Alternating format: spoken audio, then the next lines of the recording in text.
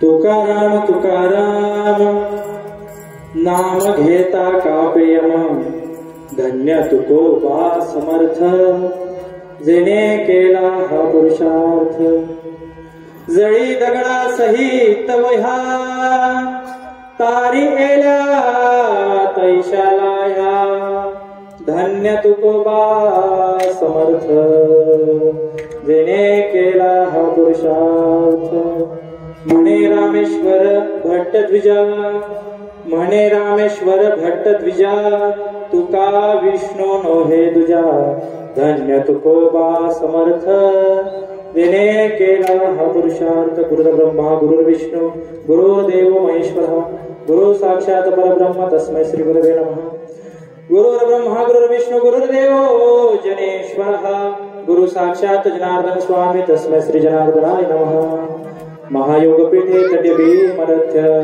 वरकुंडलिकाय दातुमनिन्द्रे समागत्य तिष्ठं तमानन्दकान्दं परब्रह्मलिंगं भजे पांडुरंगं पांडुरंगा करू प्रथमाना मना पांडुरंगा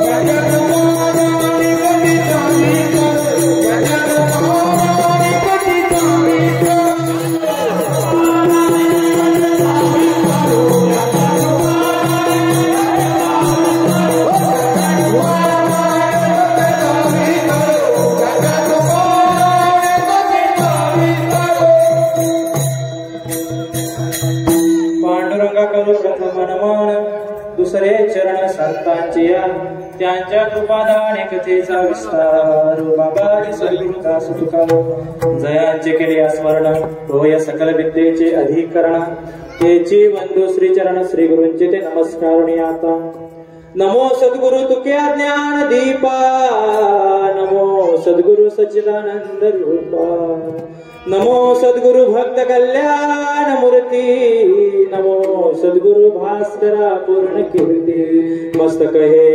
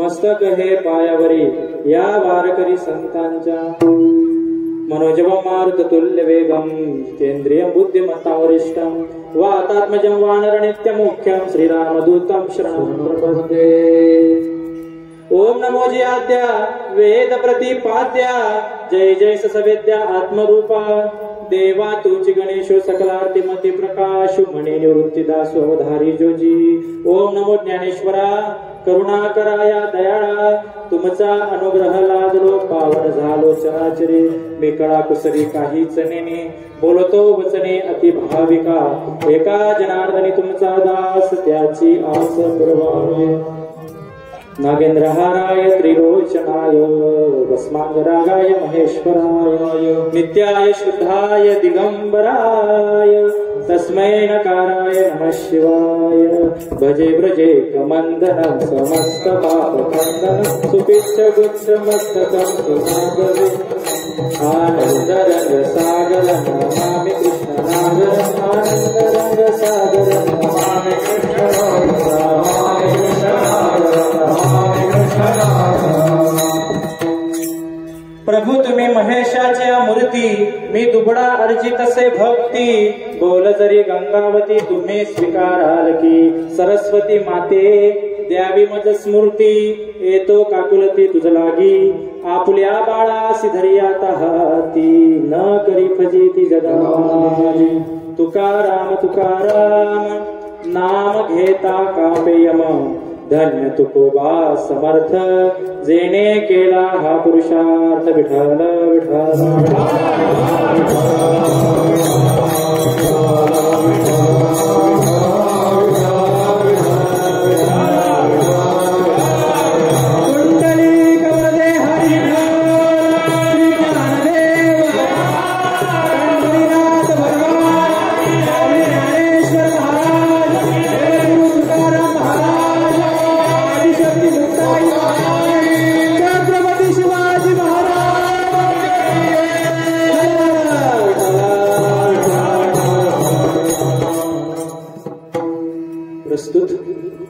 प्राप्त स्थळी प्राप्त प्रसंगी कीर्तन रूपी सेवेकरिता घेतलेला वाळुंग जगदमान्य जगदवंदनीय साधू संत श्रेष्ठ वैराग्याचे मुकुटमणी असणारे नवे हिंदवी स्वराज्याचे संस्थापक असणारे छत्रपती शिवाजी महाराजांचे आद्यगुरु असणारे श्री संत तुकोबराया आणि या तुकोबरायांचे शिष्य असणारे नोहे एकेकाळी या तुकोबरायांचा तिरस्कार करणारे तुकोबरायांची चेष्टा करणारे टिंगल करणारे तुकोबरायांना त्रास देणारे कोण असे आमचे रामेश्वर शास्त्री आणि या रामेश्वर शास्त्रींचा 4 चरणाचा साधा सोपा सरळ असा सर्वांच्या पाठांतरातला तुकोबरायांच्या सामर्थ्याचं वर्णन करणारा अभंग सेवेकरिता घेतला विठ्ठल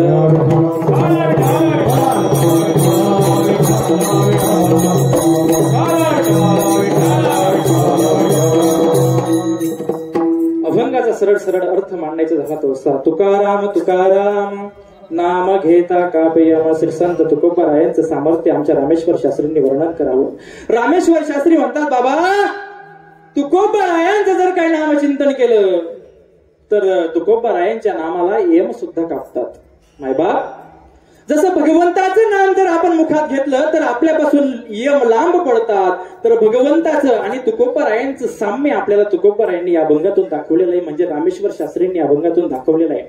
रामेश्वर शास्त्रींनी म्हणावं बाबा तुकोबराय आणि भगवंत काहीच अंतर नाही भगवंताला यम कापतात तसं तुकोबरायांनाही यम कापतात। तुकाराम तुकाराम नाम घेता कापे यम मग जसा भगवंत समर्थ होता ना तसे आमचे तुकोबराय देखील समर्थ आहेत। धन्य तुकोबा समर्थ जेने केला हा पुरुषार्थ।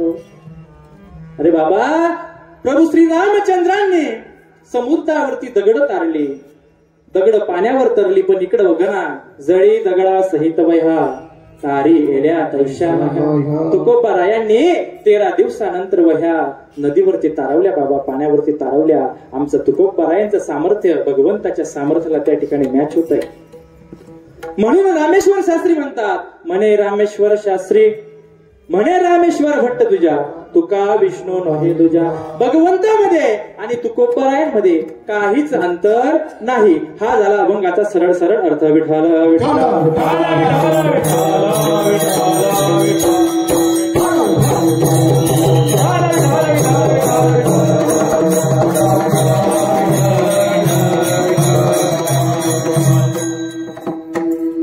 कीर्तनाला सुरुवात करण्याआधी आजच्या कार्यक्रमाचा परिहार द्यायचा झाला तो असा सर्वांना आवाज समजतोय का माझा सर्वांपर्यंत क्लिअर होतोय आवाज समजत असेल तर सांगा बरं का नुसतं मग कीर्तन ऐकून काही फायदा नाही येतोय सगळ्यांना आवाज व्यवस्थित इकडं सगळ्या महिला मातांना येतोय आवाज हो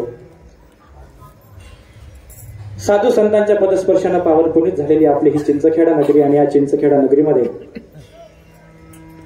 या वर्षापासून चालू केलेला आपण हा श्रीसंत तुकाराम महाराज बीजे निमित्त अखंड हरिनाम संकीर्तन सप्ताह वर्ष पहिले आणि या पहिल्या वर्षाची सेवा ही तुम्ही संत मायबापांनी माझ्या वाटेला दिली।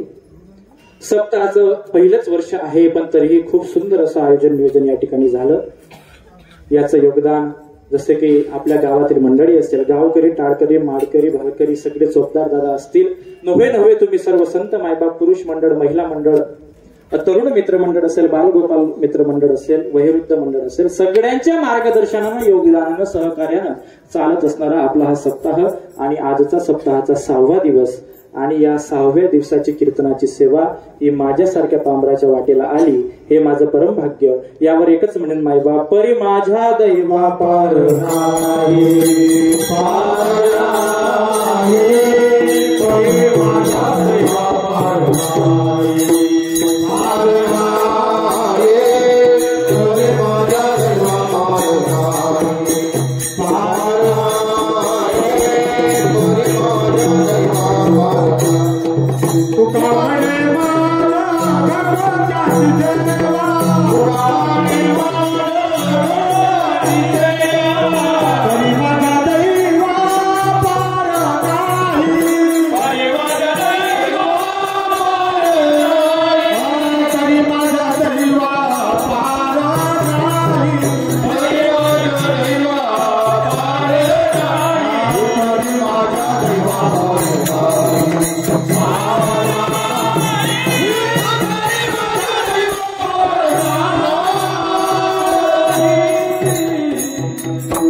तुका म्हणे माझ घडव त्यांची सेवा, परी माझ्या दैवा पार नाही. तुम्हा सर्व संत मायबापांचं दर्शन झालं, ज्यांच्यामुळे हा योग जोडून आला असे असणारे आमचे श्री विठ्ठल रुक्मिणी भजनी मंडळ यांच्यातर्फे ही सेवा माझ्या वाटेला आली, म्हणून मी माझ्या वतीने विठ्ठल रुक्मिणी भजनी मंडळ यांचे मनपूर्वक आभार व्यक्त करतो. मायबाप, आज कीर्तनासाठी आलेली सगळी आपली गुणीजन मंडळी असेल, आमचे श्री हरिभक्त पारायण गुरुवर्य नारायण आबा असतील, तसेच आमचे कापडण्याचे माऊली असतील, आमचे चंदू बाबा आर्वीकर, सगळे इकडे आपले आपले भैया महाराज महाजन, तसेच आमचे तात्या चंद्रसिंग तात्या, आमचे कैलास महाराज, सर्व आपल्या गावातील भजनी मंडळ असेल, इकडे आपले सगळे महाराज मंडळी, आपले भटू महाराज, आपले आबा संजू तात्या, आणि तसेच आमचे वेलाण्याचे मृदंगाचार्य, आमचे मित्र, आणि तसेच आमचे कराडीचे सुमित महाराज, या सर्वांचे मनपूर्वक आभार व्यक्त करतो. तसेच तुम्ही सर्व मंडळी इकडून आलेले आहात, आजूबाजूच्या परिसरातून आलेले आहेत. आमचे आमदडचे काका आहेत, राजू काका असतील, तसेच मला वाटतं कुंडण्याची मंडळी का बाकीची आंबोळ्याची मंडळी आलेली आहे, कुंडाण्याची असेल, वेलाण्याची मंडळी असेल, तसेच आमचे आंचड्याचे महाराज पण आहेत, गोपाळ महाराज असतील, भागवत दादा असतील, आमचे रूपातात्या आहेत. सगळे आजूबाजूच्या खेड्यावरून जी काही मंडळी आलेली असेल सगळ्यांचे मी मनपूर्वक आभार व्यक्त करतो आणि आपला जास्त वेळ न घेता कार्यक्रमाकडे वळतो. कारण महाराज, आज आपला कार्यक्रम हा एक नैमित्तिक कार्यक्रम म्हणून साजरा होणार आहे असं म्हटलं तरी चालेल. तुम्ही म्हणाल महाराज कसं आहे ना दादा, तुम्ही 5 दिवसापासून कीर्तन ऐकत आलात, आजचा 6वा दिवस आहे. 5 दिनमा तुम्ही पुरा अशी मोक्यावी झालेत वाटस, बरोबर आहे की नाही? पुरे तुम्ही हसून मोकळे झालेले आहात. आज नियोजकांकडून मला असं माहित झालं, नियोजकांनी सांगितलं की म्हणले महाराज 5 दिवस झाले तुकोबारायांचा विषय कीर्तनात आला नाही, घेतला गेला नाही, याच्या पुढे घेतला जाईल का हेही आम्हाला माहिती नाही. कारण उद्या मागणीपर प्रकरण असेल, परवा काला असेल. मग ज्या निमित्तानं आपण सप्ताह करतोय, ज्या निमित्तानं आपण या ठिकाणी तुकाराम बीज निमित्तानं सप्ताह करत आहोत, तर मग तुकाराम बीज हा विषय जर काय कीर्तनात घेतलाच गेला नाही तर मग आमचं सप्ताह केल्याचं सार्थकी लागल काय?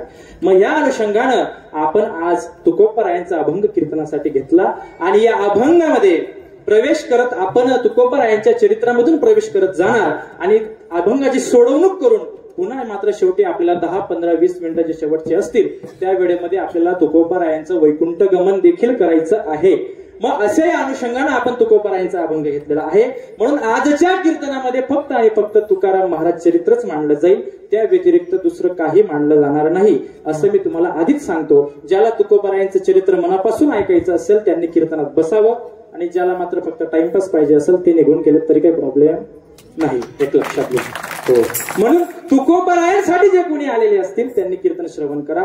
2 तास फक्त या ठिकाणी अगदी शांत चित्तेने ऐका. खरंच आपलं सप्ताह केल्याचं सार्थकी लागेल असं मला वाटतं. म्हणून तुम्हा सर्व श्रोते मायबापांचं मनपूर्वक आभार व्यक्त करतो. सकाळची सेवा घेणारे आमचे तात्या होते, चंद्रसिंग तात्या, त्यांचेही मनपूर्वक आभार. संध्याकाळचं संत भोजनाचा कार्यक्रम ज्यांच्याकडून होता, नाव काय म्हटलं जातं तुम्ही? दगा ओंकार मराठे, त्यांनी खूप सुंदर असं जेवणाचं नियोजन केलं होतं. त्यांचेही मनपूर्वक आभार व्यक्त करतो. तसेच आमचे साऊंड सिस्टीम वाले आबा काका, त्यांचेही मनपूर्वक आभार व्यक्त करतो. आणि कार्यक्रमाकडे वळतो. विठ्ठल विठ्ठल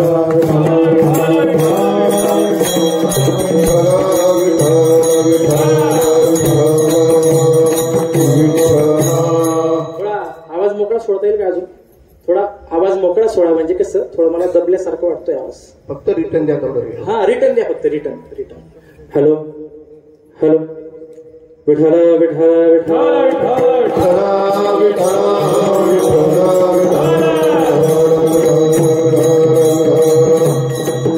आजचा कार्यक्रम आपला हा युट्यूब चॅनल वरती व्हायरल होणार आहे. आमचे बाबरेचे महाराज आज या ठिकाणी आलेले आहेत. त्यांचं स्वतःचं युट्यूब चॅनल आहे. आजचा आपला हा चिंचखेडे गावाचा सप्ताह, तुकाराम बीज निमित्तचा सप्ताह, आजचा 6वा दिवस. हा कार्यक्रम तो प्रत्येकाच्या मोबाईलमध्ये प्रत्येकाला लिंक नुसार पाहायला मिळणार आहे. म्हणून मी महाराजांचे मनपूर्वक आभार व्यक्त करतो. आणि मात्र या ठिकाणी सर्व समस्त चिंचखेडे ग्रामस्थांच्या वतीने त्यांचा आभार मानतो. कारण आज आपलं चिंचखेडे गाव हे सगळं महाराष्ट्राच्याच नव्हे तर भारताच्या कानाकोपऱ्यापर्यंत पोहोचणार आहे. आणि खरंच ही सेवा त्यांची आपल्या गावाला मिळाली. म्हणून समस्त ग्रामस्थांच्या वतीने महाराजांचे आभार. आणि कीर्तनाला सुरुवात. विठ्ठल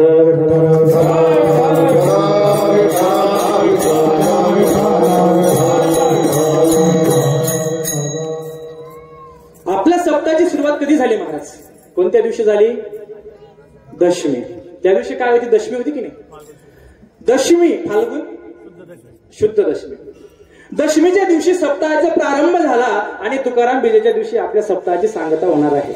मग हे 7 दिवस, या 7 दिवसांमध्ये नेमकं घडलं तरी काय? दशमीच्या दिवशी तुकोबारायांच्या घरी स्वतः भगवंतानं यावं आणि तुकाराम बीजेच्या दिवशी स्वतः तुकोबारायांनी भगवंतासोबत वैकुंठ गमन करावं.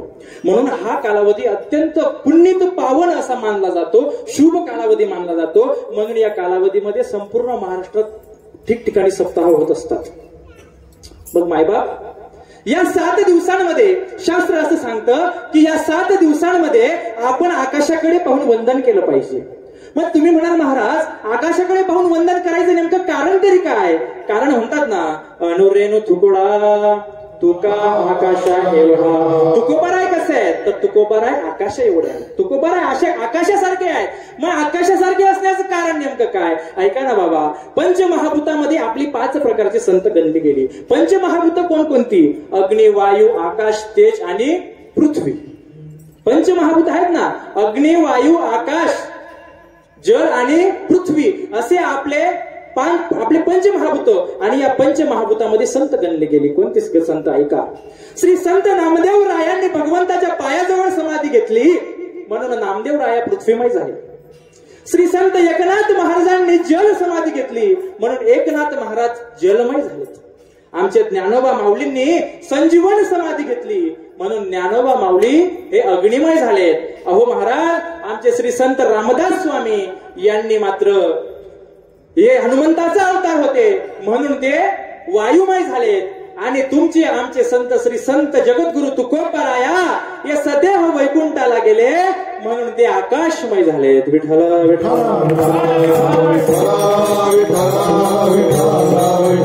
म्हणून तुकोबाराय आकाशमय झालेत. तुकोबाराय आकाशात गेलेत म्हणून म्हणतात तुकोबा आकाशा एवढा. एक लक्षात घ्या. म्हणून मायबाप, आपण आकाशाकडे पाहून वंदन केलं पाहिजे आणि त्या तुकोबारायांची मनभावे भक्ती केली पाहिजे. बरोबर, जरा बोलू नका. आता पोरांना शांत करून घ्या. माता माऊली, तर पोरांना जरा शांत ठेवा. अजून 1 तास फक्त बस. हो. विठ्ठल विठ्ठल.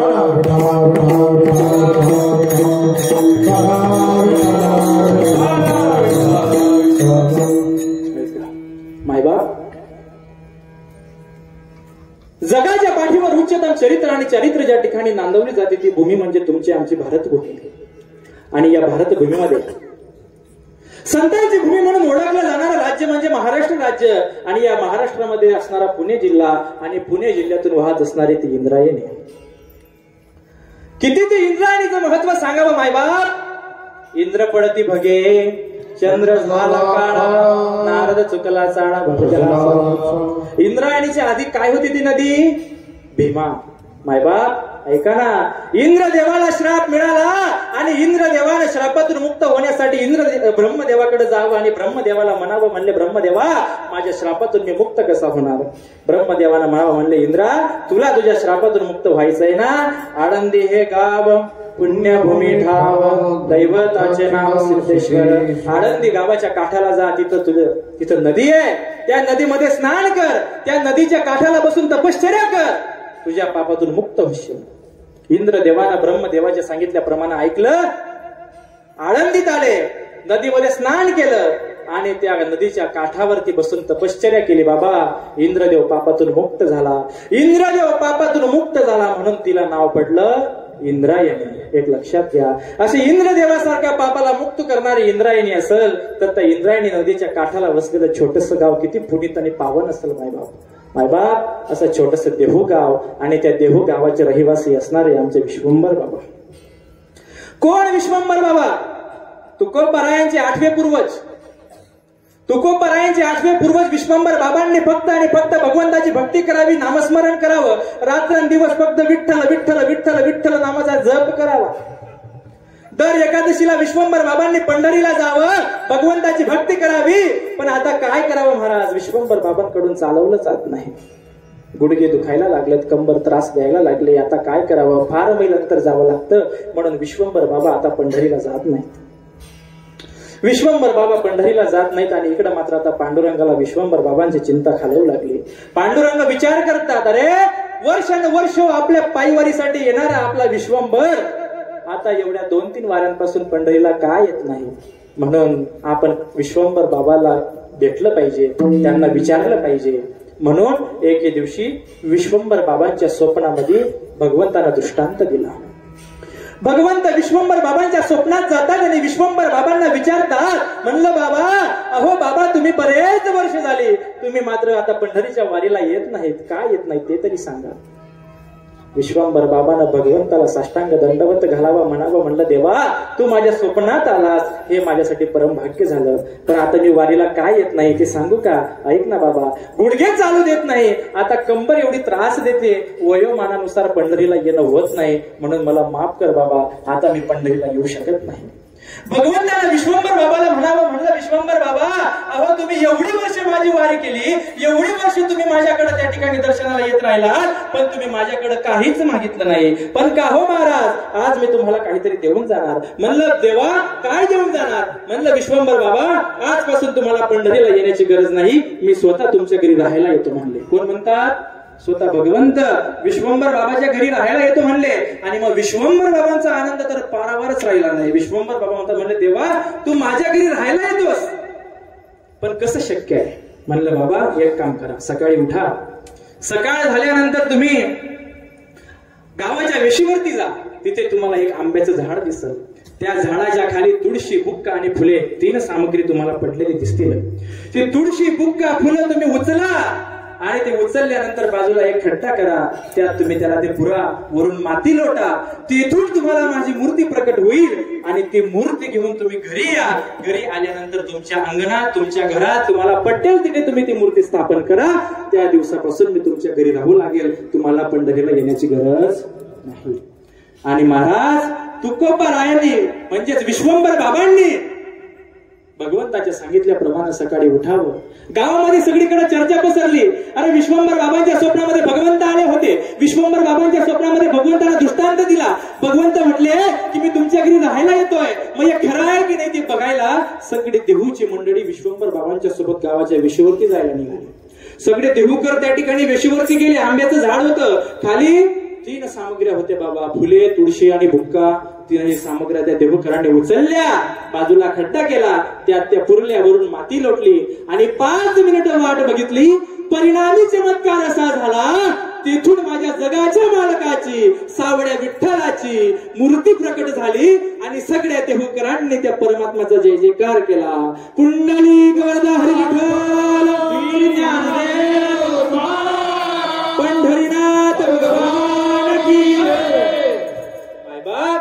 सगळे देहूची मंडळी त्या माझ्या पांडुरंगाची मूर्ती डोक्यावरती घेऊन नाचू लागली आणि ते मूर्ती डोक्यावरून घेऊन नाचतायत वाजत गाजत मूर्ती देहू गावात आणली आणि देहू गावात आणल्यानंतर आमच्या विश्वंभर बाबांनी त्या मूर्तीची स्थापना केली. त्या दिवसापासून देहू गाव हे साधं सुद्धा देहू गाव नव्हे तर हे एक तीर्थक्षेत्र म्हणून ओळखलं जाऊ लागलं आणि पूर्ण महाराष्ट्रातच नाही तर पूर्ण भारतभर आपल्या देहू गावाची ख्याती पसरली. एक लक्षात घ्या. पण मायबा आता काळ पलटत गेला. बरेच दिवस झाले. तुकोबा आता बोल्लोबा महाराज म्हणजेच आमचे रामेश आपले विश्वंभर बाबा जे काही होते तुकोबारायांचे 8वे पूर्वज आता रामेश्वर शास्त्रींकडून उठवलंही जात नाही बसवलंही जात नाही. आता विश्वंभर बाबा एवढे थकले आता काय करावं. आता मात्र भगवंताला म्हणले बाबा जेवढे वर्ष तुझी सेवा करता आली तेवढे वर्ष मी तुझी सेवा केली. आता मला तुझी सेवा होत नाही म्हणून आता मी जगाचा निरोप घेतो. आणि आमच्या विश्वंभर बाबांनी जगाचा निरोप घेतला. आता विश्वंभर बाबाचे जे काही पुत्र होते हरी आणि मुकुंद. आता बघा बरं का तुकोबारायांच्या 8व्या पिढीच्या पहिलं मी तुम्हाला सांगत होतो. कोण होते तुकोबारायांचे 8वे पूर्वज? विश्वंभर बाबा. आता विश्वंभर बाबांचे मुलं हरी आणि मुकुंद.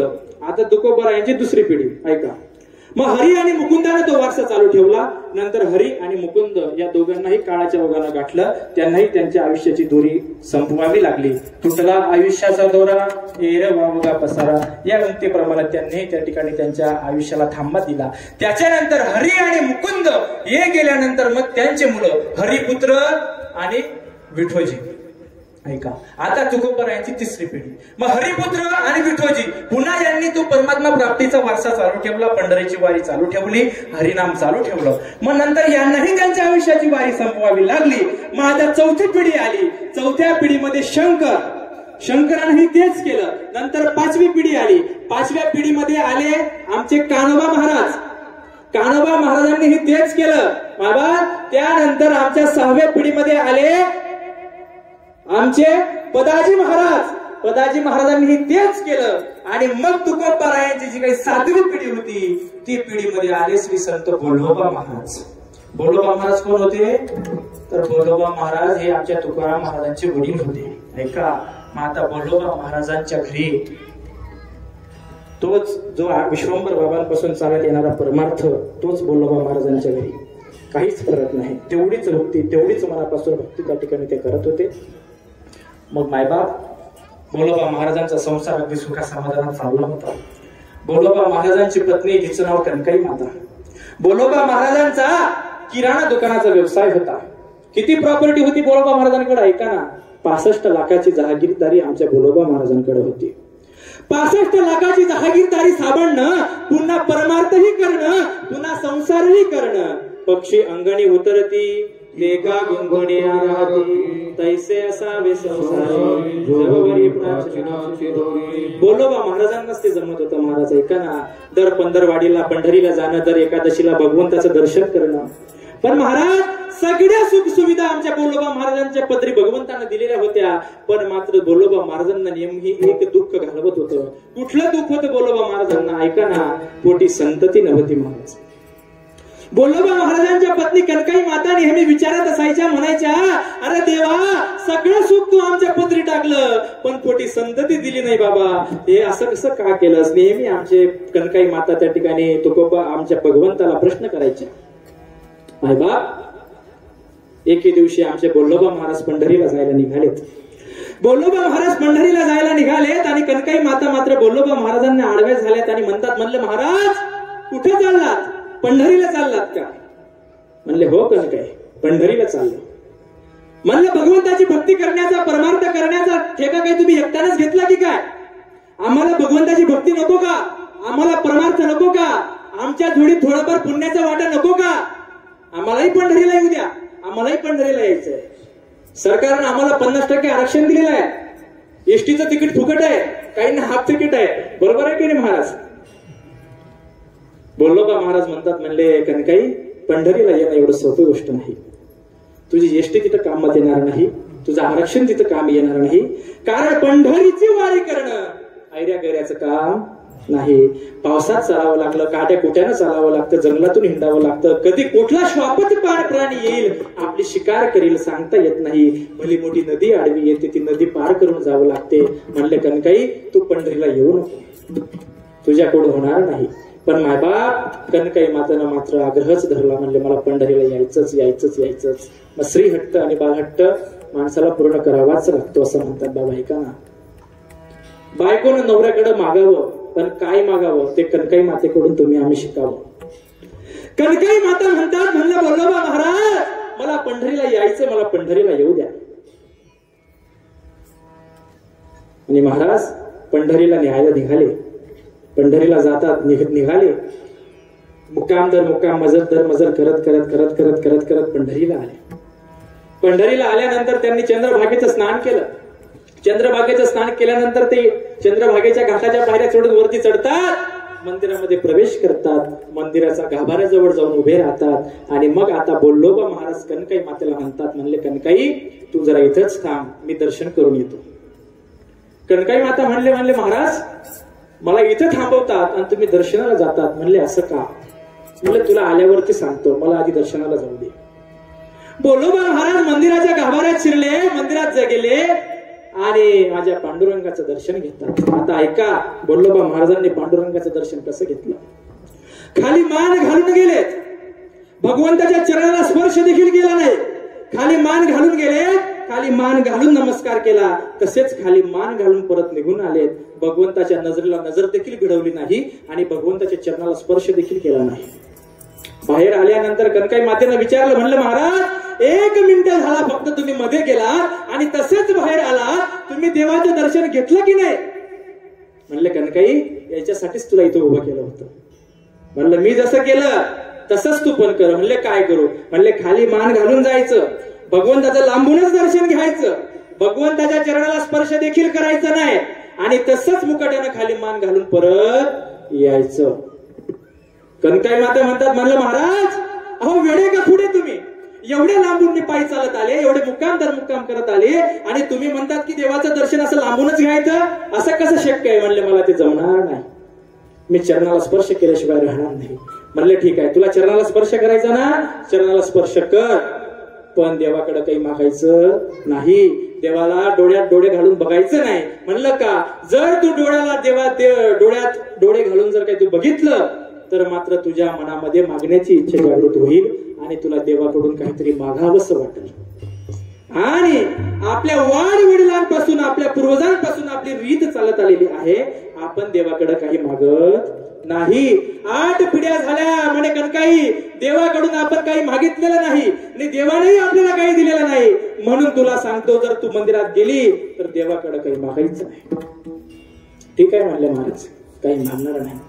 आणि बोलोबा महाराजांच्या सांगितल्याप्रमाणे कनकाई माता मंदिरात जातात, पांडुरंगाचं दर्शन घेतलं, चरणाला चरण स्पर्श केला आणि आता दर्शन घेतल्यानंतर परत मागे फिरतील तेवढ्यात भला मोठा प्रकाश त्या ठिकाणी गाभाऱ्यात पडला. एवढा प्रकाश कशाचा झाला? बघायला जातात तर काय, स्वतः पंढरीचा पांडुरंग सावळा विठ्ठल माझ्या कनकाई मात्यांच्या समोर आकराड विकराड रूप धारण करून, चतुर्भुज रूप धारण करून उभा आहे. कनकाई मातेला म्हणले कनकाई अहो चाललात तुम्ही, माझ्याकडे बघितलं सुद्धा नाही, माझा राग आला काय तुम्हाला? कनकाई माता म्हणले नाही रे पांडुरंगा, अरे तुझा राग कसा येणार मला, पण माझ्या पतीच्या सांगितल्यामुळे मी तुझ्याबद्दल बघितलं नाही. आमचे पती म्हणतात देवाकडे गेली तर देवाकडे बघायचं नाही आणि देवाकडे जर बघितलं तर देवाकडे काही मागायचं नाही. म्हणले का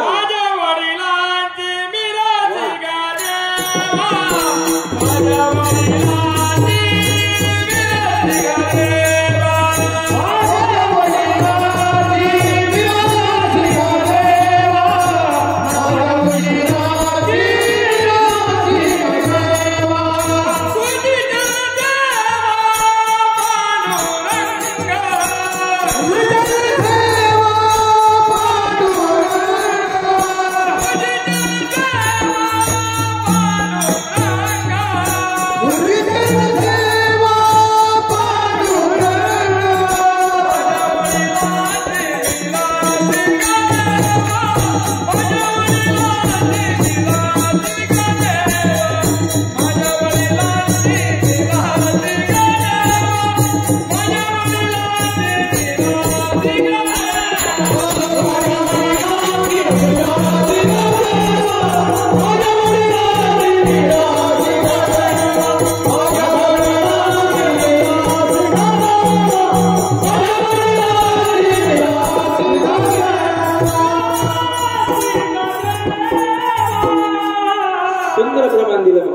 ऐका ना, माझ्या वडिलांची मिरासी का देवा.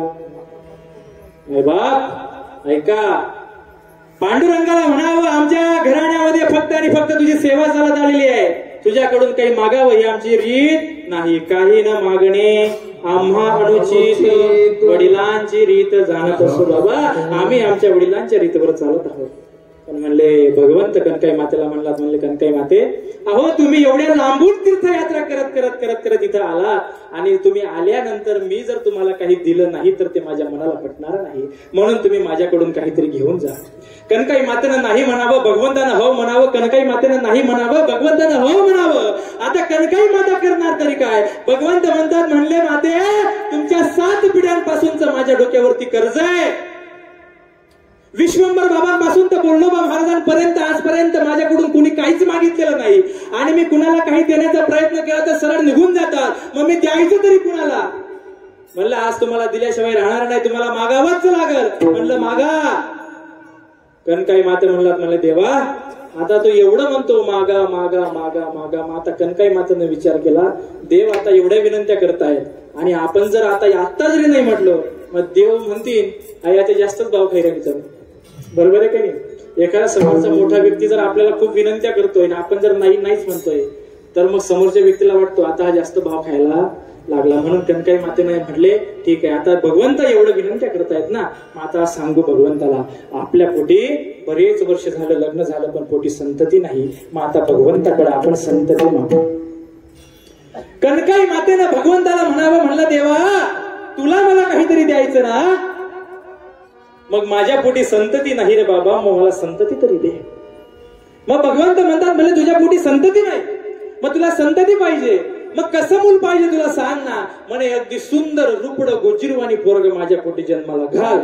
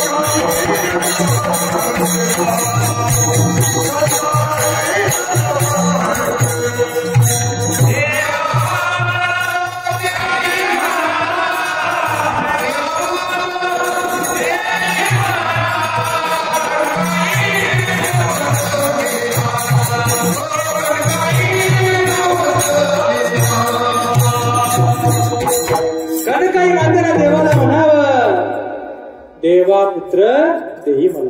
बाबा कनकाई महाराजांनी सुंदर प्रमाण दिलं. कनकाईनं नवस केला, देवा पुत्र देही मला. म्हणलं देवा तुला मला काहीतरी द्यायचं ना, तर सुंदर असं रुपड पोरग माझ्या पोटी जन्माला घाल. म्हणजे झालं.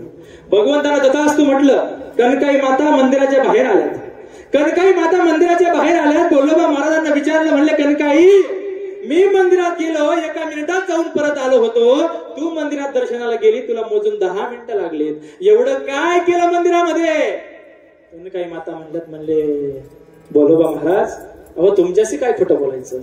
मी गेले, भगवंताच्या चरणाला स्पर्श केला आणि मात्र भगवंतांनी चतुर्भुज रूप धारण केलं, मला प्रसन्न झाले. म्हणतात काहीतरी मागा, काहीतरी मागा, काहीतरी मागा, म्हणून मी आपल्या पोटी संतती मागितली. बोल्लोबा महाराज म्हणले ठीक आहे मागितलंस, बरं ठीक आहे मागितलं तर मागितलं, पण आता संतती कशी मागितली ते तरी सांग. म्हणलं महाराज सुंदर असा पोरगा मागितला, रुपडा गोजिरवाना पोरगा मागितला. म्हणलं बस एवढंच मागितलं? म्हणलं हो तेवढंच मागितलं. बोल्लोबा महाराजांना एवढा राग आला महाराज.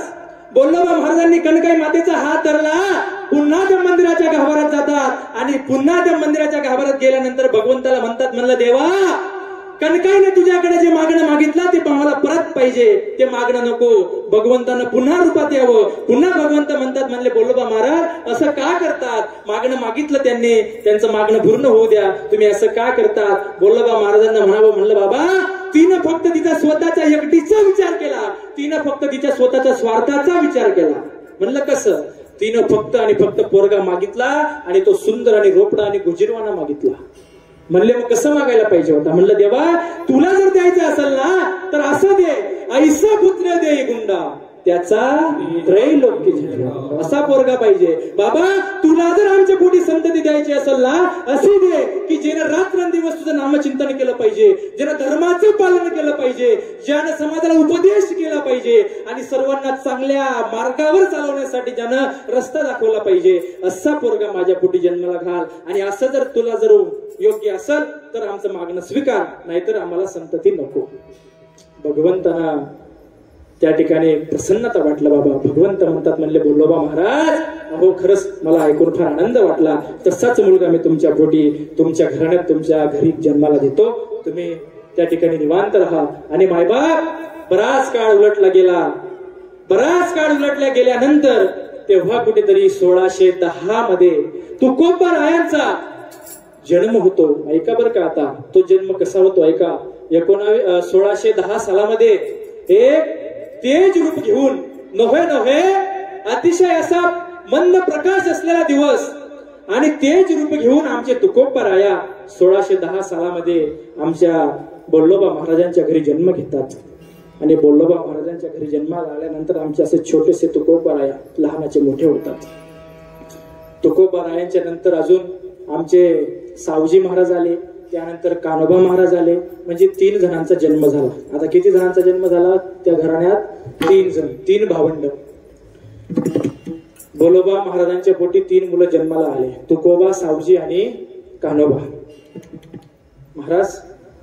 तिघही 13 वर्षापर्यंत तुकोबारायांचा कालखंड फार आनंदात आणि सुखात गेला. 13 वर्षाचे होईपर्यंत तुकाराम महाराज अत्यंत सुखासमाधानी दिवस काढले. आणि 3ही मुलांचं 13 वर्षानंतरचं वय पालटलं आणि त्यांच्या वडिलांनी म्हणजे बोलोबा महाराजांनी 3ही मुलांचे रीतसरपणे लग्न लावून दिले. तुकोबारायांचं लग्न झालं आणि आता तुकोबारायांचं लग्न झाल्यानंतर तुकोबारायांवरती त्यांच्या पत्नीची जबाबदारी आली. पत्नीचं नाव रखुमाई. ऐका बर का, तुकोबारायांचं लग्न झालं 13व्या वर्षी तुकोबारायांच्या पत्नीचा रखुमाई. पण मायबाप थोडेच दिवस त्यांनी सुखाचा संसार केला आणि मात्र तुकोबारायांच्या पत्नीला म्हणजेच रखुमाईला काळानं गाठलं. दमाचा आजार लागला आणि दमाच्या आजारामध्ये तुकोबारायांच्या पत्नीचा म्हणजेच रखुमाईचा मृत्यू झाला. भलं मोठं संकट आमच्या तुकोबारायांवरती कोसळलं. वयाच्या 13व्या वर्षापासून तुकोबारायांवरती दुःखाचा डोंगर कोसळलेला आहे.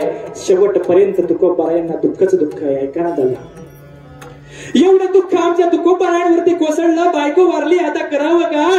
बापाच्या गळ्यात पडून डसा रडतायत.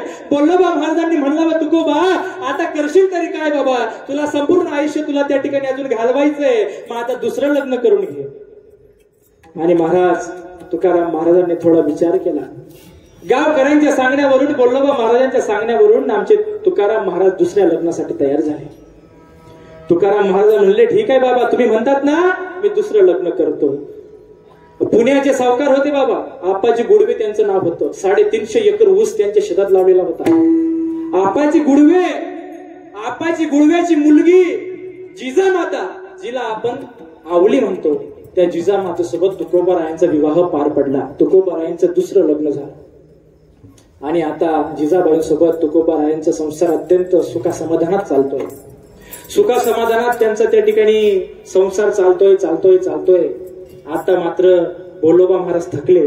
बोल्लोबा महाराजांकडून आता संसाराचा व्याप उचलला जात नाही. एवढं मोठं आपलं जे किराणा दुकान ते सांभाळलं जात नाही.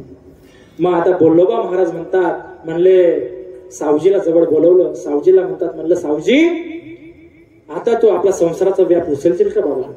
संसाराचा व्याप उचल, हा परमार्थ माझ्याकडून होतोय, तो परमार्थ मी करतो. आता मात्र संसार आणि प्रपंच तुम्ही सांभाळा. सावजी म्हणतो बाबा मला या संसाराच्या बंधनामध्ये अडकवू नका. मला संसार करायचा नाहीये. म्हणलं तुला संसार करायचा नाही? म्हणलं नाही, मला पंढरीला जायचंय, त्या पांडुरंगाच्या चरणात लीन व्हायचंय. मला तुम्ही संसारात अडवू नका. आपला हा प्रपंचाचा जो काही बोजा आहे, संसाराचा बोजा आहे, हा तुम्ही तुकारामावर सोपवा. सावजीच्या सांगितल्याप्रमाणे बोल्लोबा महाराजांनी तुकाराम महाराजांना जवळ बोलवलं. तुकाराम महाराजांना म्हणलं तुकोबा प्रपंच तुला सांभाळावं लागल, संसार तुला सांभाळावा लागल, व्यापार धंदा तुला सांभाळावा लागल. तुकोबारायांचा एक स्वभाव असायचा महाराज. तुकोबाराय कधीच कुठल्या गोष्टीला नाही म्हणत नव्हते आणि वडिलांची आज्ञा होती म्हणून तुकाराम महाराजांनी संसाराचा व्याप आपल्या डोक्यावरती घेतला. प्रपंच सांभाळू लागले. ऐका ना, जोडून या धन उत्तम व्यवहारे या उक्तीप्रमाणे तुकोराम महाराजांनी संसाराचा व्याप उचललेला आहे. अत्यंत चांगल्या प्रकारे तुकोबाराय संसार करतायत. पण एकीकडे आमचे बोलोबा महाराजांना आता मरण आलं. बोलोबा महाराजांचं देहावसान झालं, त्यांचं वय संपलं. बोलोबा महाराजांनी जगाचा निरोप घेतला. तुकोबारायांना सांगितलं, बाबा व्यवस्थित चालू दे आणि आपली 65 लाखाची जागीरदारी सांभाळून ठेव. एवढं सांगून गेले बाबा. आणि मग आता इकडे तुकाराम महाराज संसार करतात बराच काळ उलटला गेला आणि आता देहू गावामध्ये भला मोठा दुष्काळ पडला. काय झालं महाराज? दुष्काळ पडला. किती मोठा दुष्काळ पडला ऐका ना. अहो, लोक अन्न आणि पाणीसाठी मरतायत. एवढा मोठा दुष्काळ देहू गावात पडलेला आहे. घराघरात खायला पाणी नाही, प्यायला पाणी नाही, खायला अन्न नाही, करावं तरी काय? लहान लहान मुलं अगदी अशी डोळ्यासमोर मरण पावतायत. अरे एवढा मोठा दुष्काळ पडला आणि तुकोबारायांनी विचार केला, अरे माझ्या बापाला 65 लाखाची जहागीरदारी कमवून ठेवलेली आहे, मग ती जहागीरदारी कधी कामी येणार? म्हणून आमच्या तुकाराम महाराजांनी कुठलाच मागचा पुढचा विचार न करता बाबा 65 लाखाची जहागीरदारी लोकांमध्ये वाटायला सुरुवात केली. 65 लाखाची जहागीरदारी कुणाला धान्य वाटतात, कुणाला धन वाटतात, कुणाला पैसा वाटतात. असं करत सगळी 65 लाखाची जहागीरदारी तुकोबारायांनी देहू गावात वाटून टाकली. आणि परिणामी त्याचा फरक असा पडला बाबा, ज्यांच्या घरी खायला अन्न नव्हतं, प्यायला पाणी नव्हतं, त्यांची परिस्थिती सुधारून गेली. आणि आमच्या तुकोबांच्या घरी 65 लाखाची जहागीरदारी होती, तर आमच्या तुकोबांवरती भीक मागण्याची वेळ आली. कधी दिवस पलटले बाबा लक्षातच आलं नाही हो. तुकोबारायांचं घर कुत्र्यानं सांभाळावी अशी परिस्थिती तुकोबारायांची झाली. अरे तुकोबारायांच्या घरामध्ये ती खाट होती, मोडकी खाट, तुटकं माठ. जेवण करायचे ताटाला खाली भोकं पडलेली असायची. त्या ताटामध्ये भाजी घेतली की ती भाजी लगेच बाहेर निघून जायची. अशी परिस्थिती तुकोबांची झाली. मायबाप तुकोबाराय स्वतः त्यांच्या घराचं वर्णन करतात ना. कसं वर्णन करतात? आम्ही सदैव सोडके, आम्ही सदैव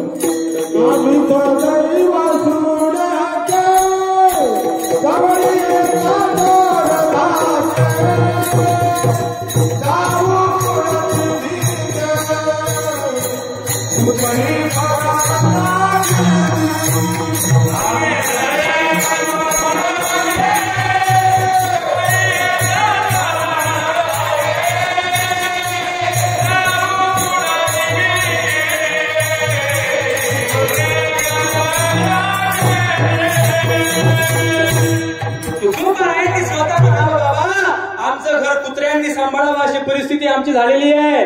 कशामुळे? बरे झाले देवा, निघाले दिवाळे, बरी या दुष्काळे पिढा केली. या दुष्काळापायी, या दुष्काळामुळं आमच्या घरात दिवाळ.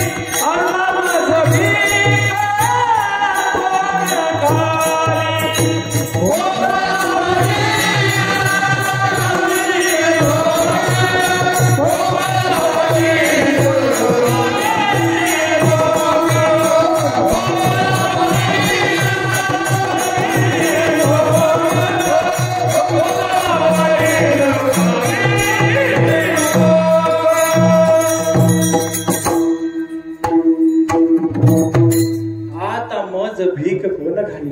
तुकोबारायांनी स्वतः म्हणावं बाबा माझ्यावरती भीक मागण्याची वेळ आली. बाप नेहमी त्यांच्या पत्नी आवली जिजाबाईंनी नेहमी स्वतःच्या नशिबाला दोष द्यावा. म्हणावं महाराज अहो हे काय केलं तुम्ही? तुमच्या बाबाला 65 लाखाची जहागीरदारी सांभाळून ठेवलेली होती, ती देखील तुम्हाला सांभाळता आली नाही. अहो जरा आपल्या स्वतःचा विचार करायचा, मुलाबाळांचा विचार करायचा, बायकोचा विचार करायचा, भावाचा विचार करायचा. तुम्ही कुणाचाच विचार केला नाही महाराज. जसे उठले तसे सगळं धन लोकांमध्ये वाटत सुटले आणि महाराज आता स्वतःच्या घरात खायला अन्न नाही, प्यायला पाणी नाही. तुकोबारायांनी आवलेकडे लक्ष न द्यावं, तुकोबारायांनी टाळ आणि चिपड्या उचलावा आणि भंडारा डोंगरावरती निघून जावं आणि विठ्ठल विठ्ठल विठ्ठल विठ्ठल विठ्ठल विठ्ठल नाम जप करत राहावं. माय बाप इकडं आता जिजाबाईंना संसाराची चिंता घालवू लागली. तुकोबारायांच्या पत्नीने स्वतःच्या दिराला म्हणजे कान्होबा महाराजांना जवळ बोलवलं आणि कान्होबा महाराजांना म्हणलं कान्होबा, मी असं ऐकलेलं आहे की तुमच्या वडिलांनी म्हणजे बोल्लोबा महाराजांनी या देहू गावामध्ये कर्ज वाटून ठेवलेलं आहे. मग मला असं वाटतं की तुम्ही त्या कर्जाची वसुली करून आणावी. तुम्ही जर काही त्या कर्जाची वसुली करून आणली तर तुम्हालाही थोडा आधार होईल, आम्हालाही थोडा आधार होईल, थोडी मदत होईल. आणि बोल्लोबा महाराजांना ते पटलं महाराज आणि आमच्या कान्होबा महाराजांना ते पटलं. कान्होबा महाराजांनी ते कर्जखत काढली. ते कर्जखत एका जुन्या घरात ठेवलेली होती, त्याच्यावरती अगदी माती चढलेली होती, धूळ चढलेली होती. ती बाजूला केली आणि त्यामध्ये कोणत्या व्यक्तीला किती धान्य दिलेलं आहे, कोणत्या व्यक्तीला किती पैसे दिले, कुणाला किती धन दिलेलं आहे हे सगळं लिहून ठेवलेलं होतं. मायबाप ती यादी आमच्या कान्होबा महाराजांनी घ्यावी आणि ती यादी घेऊन ते देहू गावामध्ये फिरू लागले. ज्याचं नाव दिसलं त्याच्या घराची पायरी चढायचे आणि त्याला म्हणायचे, बाबा आमचे पैसे आम्हाला परत करा, व्याज देऊ नका पण आमचं मुद्दल तरी आम्हाला परत द्या. आमच्या घरात दिवाळी निघण्याची वेळ आली. अरे बाबा आमच्या घरांनी कुत्र्यांनी सांभाळावं अशी आमची परिस्थिती आहे, आम्हाला खायला अन्न नाहीये, आम्हाला तुम्ही आमचे पैसे परत करा. पण मायबाप देहूकरांनी डायरेक्ट वरती हात करून दिले. देहूचे लोक म्हणतात, म्हणलं कान्होबा अरे कुणं पाहिलं तुझा पैसा, कुणं पाहिली तुझी संपत्ती, कुणं पाहिलं तुझं धान्य, आमच्याकडे काहीच नाही, आम्ही द्यायला तयार नाही, आम्हाला तुझ्या बापानं दिलं होतं, तुझ्या बापाला इथं आण मग आम्ही देतो. मायबाप कान्होबा महाराजांच्या अंगावरती असे काटे उभे राहिले. काय करावं, यांना हाणावं की मारावं असा प्रसंग उभा राहिला. पण मायबाप आमचे कान्होबा महाराज खूप आणि साधे आणि भोळे होते हो. कान्होबा महाराजांच्या डोळ्यात असे अश्रू आले. कान्होबा महाराजांनी तिथून जशी धाव घ्यावी पळत सुटले डायरेक्ट भंडारा डोंगरावरती येतात आणि आमच्या तुकोबारायांच्या डोळ्यामध्ये पडून ढसा ढसा ढसा ढसा रडतात. तुकोबाराय म्हणतात, म्हणलं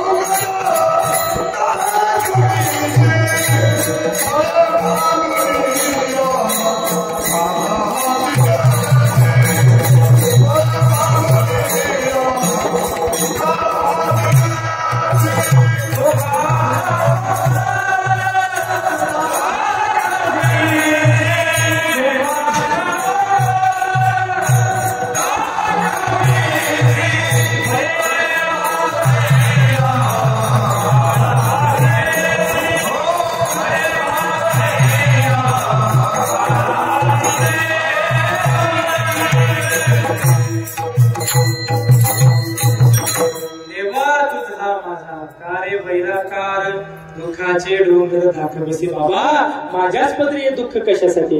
आपल्या भावाकडे जावं, भावाला म्हणावं, म्हणलं दादा अरे गावकऱ्यांनी आपलं पैसे देण्यास नकार दिला, गावकरी आपले पैसे देत नाहीत बाबा, आता काय करावं, घरात खायला अन्न नाही, प्यायला पाणी नाही, अरे आपल्या मुलाबाळांचा पत्नीचा सांभाळ कसा करायचा. तुकोबारायांनी मात्र कान्होबा महाराजाला समजावावं, कान्होबा महाराजला म्हणावं, म्हणलं कान्होबा अरे जाऊ दे तिकडं, नाही देत ना पैसे आपले लोक, जाऊ दे बाबा, कशाला आता लोकांकडे भीक मागायची, अरे जो भिकाने मागितला जातो तो पैसा कुठं आपला म्हणायचा, जाऊ दे आता त्या पैशाची मागणी करायची नाही, त्या पैशांची आशा सोडून देऊ. कान्होबा महाराजांना म्हणावं, म्हणलं दादा आता करायचं तरी काय, म्हणलं आता करायचं काय, आता आपले हे जे कर्जखत आहेत ना ते आपण इंद्रायणीच्या डोहामध्ये बुडवून टाकू. म्हणलं कर्जखत इंद्रायणीत बुडवायची, म्हणलं नाही दादा हे असं होणार नाही. म्हणलं का होणार नाही, अरे दादा हे कर्ज खत जर का आपण इंद्रायणीच्या डोहात बुडवली तर मग आपला त्या ठिकाणी आपल्याला लोक राहिलेले पैसे देतील तरी कसे. आपला शेवटचा आधार फक्त आणि फक्त कर्ज खत आहे आणि ते कर्ज खत मी कधी कदापि त्या ठिकाणी इंद्रायणीच्या डोहात बुडवायला जाणार नाही. तुकोबारायांनी खूप समजवावं, तुकोबारायांनी सांगावं, पण मात्र बोल्लोबा महाराज ऐकत नाहीत. बोल्लोबा महाराज ऐकत नाहीत म्हणल्यावर रागाच्या भरात तिथून निघून गेले. आणि मात्र आता तुकाराम महाराजांनी डायरेक्ट महाराज 15 दिवसासाठी ग्रहत्याग करून घेतला. कोणता त्याग केला? ग्रहत्याग, म्हणजे घर सोडून निघून गेले. तुकाराम महाराज घर सोडून निघून गेले. पहिला दिवस गेला, दुसरा दिवस गेला, तिसरा दिवस गेला. आमच्या जिजा माऊलींनी म्हणजेच आवलेनं तुकाराम महाराजांना शोधण्याचा खूप प्रयत्न केला. इकडे शोध, तिकडे शोध, संपूर्ण देहूगाव शोधून पाहिलं, भंडारा डोंगर शोधून पाहिला, पण तुकाराम महाराज सापडत नाही. पुन्हा आपल्या जिजाबाईंना, आपल्या वडिलांना म्हणजेच त्या ठिकाणी पुण्याचे सावकार आप्पाजी गुडवेंना त्या ठिकाणी पत्र लिहिलं. म्हणलं बाबा, अहो तुमचे जावाई हरवले, तुमचे जावाई घर सोडून कुठेतरी निघून गेले, जरा त्यांना शोधायला मदत करा. आप्पाजी गुडवेंना तुकाराम महाराजांना शोधण्यासाठी 2 माणसं पाठवली आणि तुकाराम महाराजांना शोधू लागले. बरीच इकडं तिकडं शोधाशोध केली महाराज, पण तुकाराम महाराज कुठंच भेटत नाहीत. शेवटी आता कानोबा महाराजांच्या डोक्यात विचार आला, अरे आपण सगळा पुणे जिल्हा शोधून पाहिला, आपण भंडारा डोंगर शोधला, आपण देहू गाव देखील शोधलं, पण एक अशी जागा आहे की आपण तिथे गेलोच नाही. तर तो भालचंद्र नावाचा डोंगर. महाराज, भालचंद्र नावाचा डोंगर एवढा अवघड आहे, तर तो पूर्ण जंगलात बसलेला डोंगर होता. तिथं कधी कोणत्या वेळी कोणता श्वापद प्राणी येईल आणि कुणाला त्या ठिकाणी मारून खाईल याचा कधीही कदापि पत्ता लागत नव्हता. म्हणून तिथं म्हणजे भीतीमुळे कोणीच जात नव्हतं. पण आता आपल्या भावाला शोधण्यासाठी गेलं पाहिजे म्हणून कान्होबानं जरा हिंमत लावली. कान्होबा महाराज तुकोबा महाराजांना शोधण्यासाठी भालचंद्र नावाच्या डोंगरावरती गेले. आपल्या भावासाठी शोधतायत, एक पाऊल पुढे टाकतायत, आपल्या भावाला आवाज देतायत, दादा, अरे दादा इथं कुठे असशील तर मला बघ दादा, अरे दादा तुझी पत्नी डोळ्यात तेल घालून तुझी वाट पाहते, दादा इथं कुठं असतील तर मला ओळख दादा, मी तुझ्याकडे येतोय. मोठमोठ्याने आवाज देतोय, एक पाऊल पुढे टाकतोय. आणि महाराज तिथं विठ्ठल विठ्ठल विठ्ठल विठ्ठल विठ्ठल विठ्ठल नामाचा जप आमच्या कान्होबा महाराजांच्या कानी पडला. बघितलं तर तुकाराम महाराज त्या ठिकाणी बसलेले होते. तुकोबारायांकडे जावं, तुकोबारायांच्या गळ्यात पडावं. म्हणलं दादा, माझा एवढा राग आला तुला की तू डायरेक्ट घर सोडून निघून आलास. तुकोबारायांनी म्हणावं, म्हणलं कान्होबा, माझं आता संसारात मन लागत नाही बाबा. अरे हा प्रपंच, हा संसार करावं असं मला वाटतच नाही बाबा. मला वाटतं आता पंढरीला निघून जावं आणि भगवंताच्या पायाजवळ लीन व्हावं. कान्होबानं म्हणलं दादा असं करू नको. अरे आपला सावजी भाऊ असं म्हणून निघून गेला आणि तूही जर काय असं म्हणशील तर मग मला कोण आधार उरेल बाबा. असं करू नको, तू घरदार सोडून कुठं जाऊ नको. तुला भक्ती करायची ना, तू बिंदासपणे कर, पण तू असं घर सोडण्याच्या गोष्टी करू नको. तुकाराम महाराज म्हटले, बरं ठीक आहे, मी घरी येतो, पण जर काही तू माझं सांगितलेलं ऐकशील तर मी घरी येतो. म्हणलं काय? म्हणे तुला आपल्या बाबांनी जे कर्ज गावामध्ये वाटून ठेवलेलं आहे, ते कर्जाचे कर्ज खत तुला इंद्रायणीच्या डोहामध्ये बुडवावी लागतील, तरच मी घरी येतो. मायबाप कान्होबा महाराज म्हणले, ठीक आहे दादा, तुझ्यासाठी मी तेवढं करायला तयार आहे. घरी आले. घरी आल्यानंतर तुकोबारायांनी पहिल्यांदा ते कर्ज खत घेतली आणि कान्होबाला म्हणलं कान्होबा, चल आता आपण हे कर्ज खत बुडवायला जाऊ. तुकोबाराया कर्ज खत बुडवायला चालले आणि आवली समोर येऊन उभी राहिली. जिजामाता येतात आणि म्हणलं, तुकोबा, अहो कुठे चालला? कर्ज खत बुडवायला निघालात की काय? म्हणले, हो आवले, अहो कर्ज खत बुडवायलाच निघालो. अहो 65 लाखाची जहागीरदारी तुम्ही लोकांमध्ये अशीच वाटून टाकली आणि आता तुमच्या बापाला जे कर्ज वाटून ठेवलेलं आहे ते कर्ज खत देखील तुमच्याकडून बघवत नाहीत. अहो तेही तुम्ही पाण्यात बुडवायला निघाले. अहो असे कसे तुम्ही? स्वतःच्या मुलाबाळांचा तरी विचार करा ना. पण मायबाप तुकोबारा ऐकत नाहीत. त्याच क्षणी त्या वेळेस तुकोबारायांचा मुलगा संताजी आईकडे पाणी मागतोय. आईला म्हणतोय, आई मला पाणी दे, आई मला पाणी दे. तुकोबारायांच्या घरात प्यायला सुद्धा पाणी नाहीये आणि आईनं त्या संताजीला पाणी दिलं नाही ना महाराज. म्हणून तुकोबारायांच्या मुलाचा, संताजीचा त्या ठिकाणी तुकोबारायांच्या देखत मृत्यू झाला. किती दुःख आमच्या तुकोबारायांच्या जीवनात होतं हो. तुकोबारायांच्या मुलाचा मृत्यू दोघं मायबापांच्या देखत त्याच्या डोळ्यासमोर होतोय आणि इकडे तुकोबाराया म्हणतात की मला कर्ज खत पाण्यात बुडवायला जायचंय. जिजामातांना खूप समजवण्याचा प्रयत्न केला. जिजामाता तुकोबारायांचे पाय धरतात, म्हणतात असं करू नका. आपल्या घराचा विषय, आपल्या मुलाबाळांचा विषय. मुलगा तर आपण गमावला, पण आता मुलगी आहे, तिचा तर आपल्याला सांभाळ करावा लागेल. तुकोबा म्हणतात, म्हणले आवली तू चिंता करू नको, तू चिंता करू नको, तो भगवंत आपला पाठीराखा आहे, मागे पुढे उभा राहे सांभाळीत, आली आघात निवार आहे, तो आपला पाठीराखा आहे, तो आपला नक्कीच सांभाळ करेल. असं म्हणून आमचे तुकाराम महाराज इंद्रायणीमध्ये ते कर्ज खत बुडवण्यासाठी निघून गेले. बाप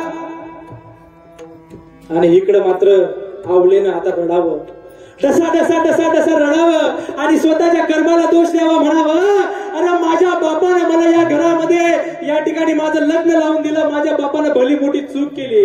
अरे माझ्या बापाला काय हे एकच घर सापडलं होतं का? या पांडुरंगापायी, या विट्यापायी माझ्या नवऱ्यानं माझ्या संसाराची राख रांगोळी करून टाकली, माझ्या घरामध्ये काही शिल्लक ठेवलं नाही. माझ्या माया बाप बरे नाही के, माझ्या माया बाप बरे नाही के,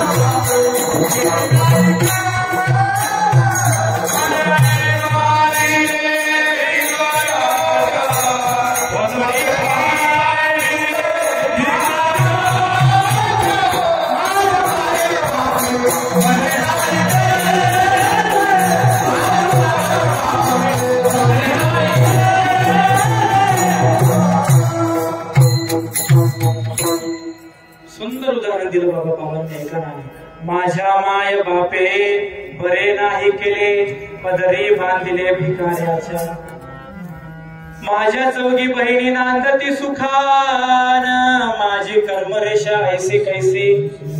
माय बाप आपल्या जिजाबाईंनी आवले ना नेहमी भगवंताला टोचत राहावं, बोलत राहावं, म्हणत राहावं, देवा अरे माझ्या नवऱ्यानं काय चूक केली बाबा, रात्रंदिवस फक्त तुझी भक्ती करतो, रात्रंदिवस फक्त तुझं नाम त्याच्या मुखात असतं आणि तू त्याला हे फळ दिलं.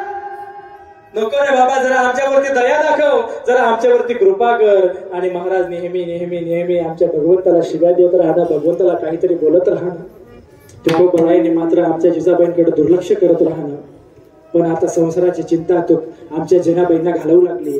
तुकोबांना काहीतरी कामाला लावलं पाहिजे, तुकोबांना काहीतरी कामाला लावल्याशिवाय आपल्या घराला आता काही पर्याय उरलेला नाही. तुकोबारायांनी जर काम केलं नाही तर आपण काय खावं? म्हणून जिजाबाई आता संपूर्ण देहू गावात फिरतात, म्हणतात दादा अहो कुणाकडे काम असेल तर आमच्या तुकोबाराय महाराजांना सांगा, तुकोबाराय महाराज येतील, कुणाकडे काम असेल तर सांगा बर का. आणि असं म्हणत म्हणत म्हणत म्हणत संपूर्ण गावभर हिंडतात.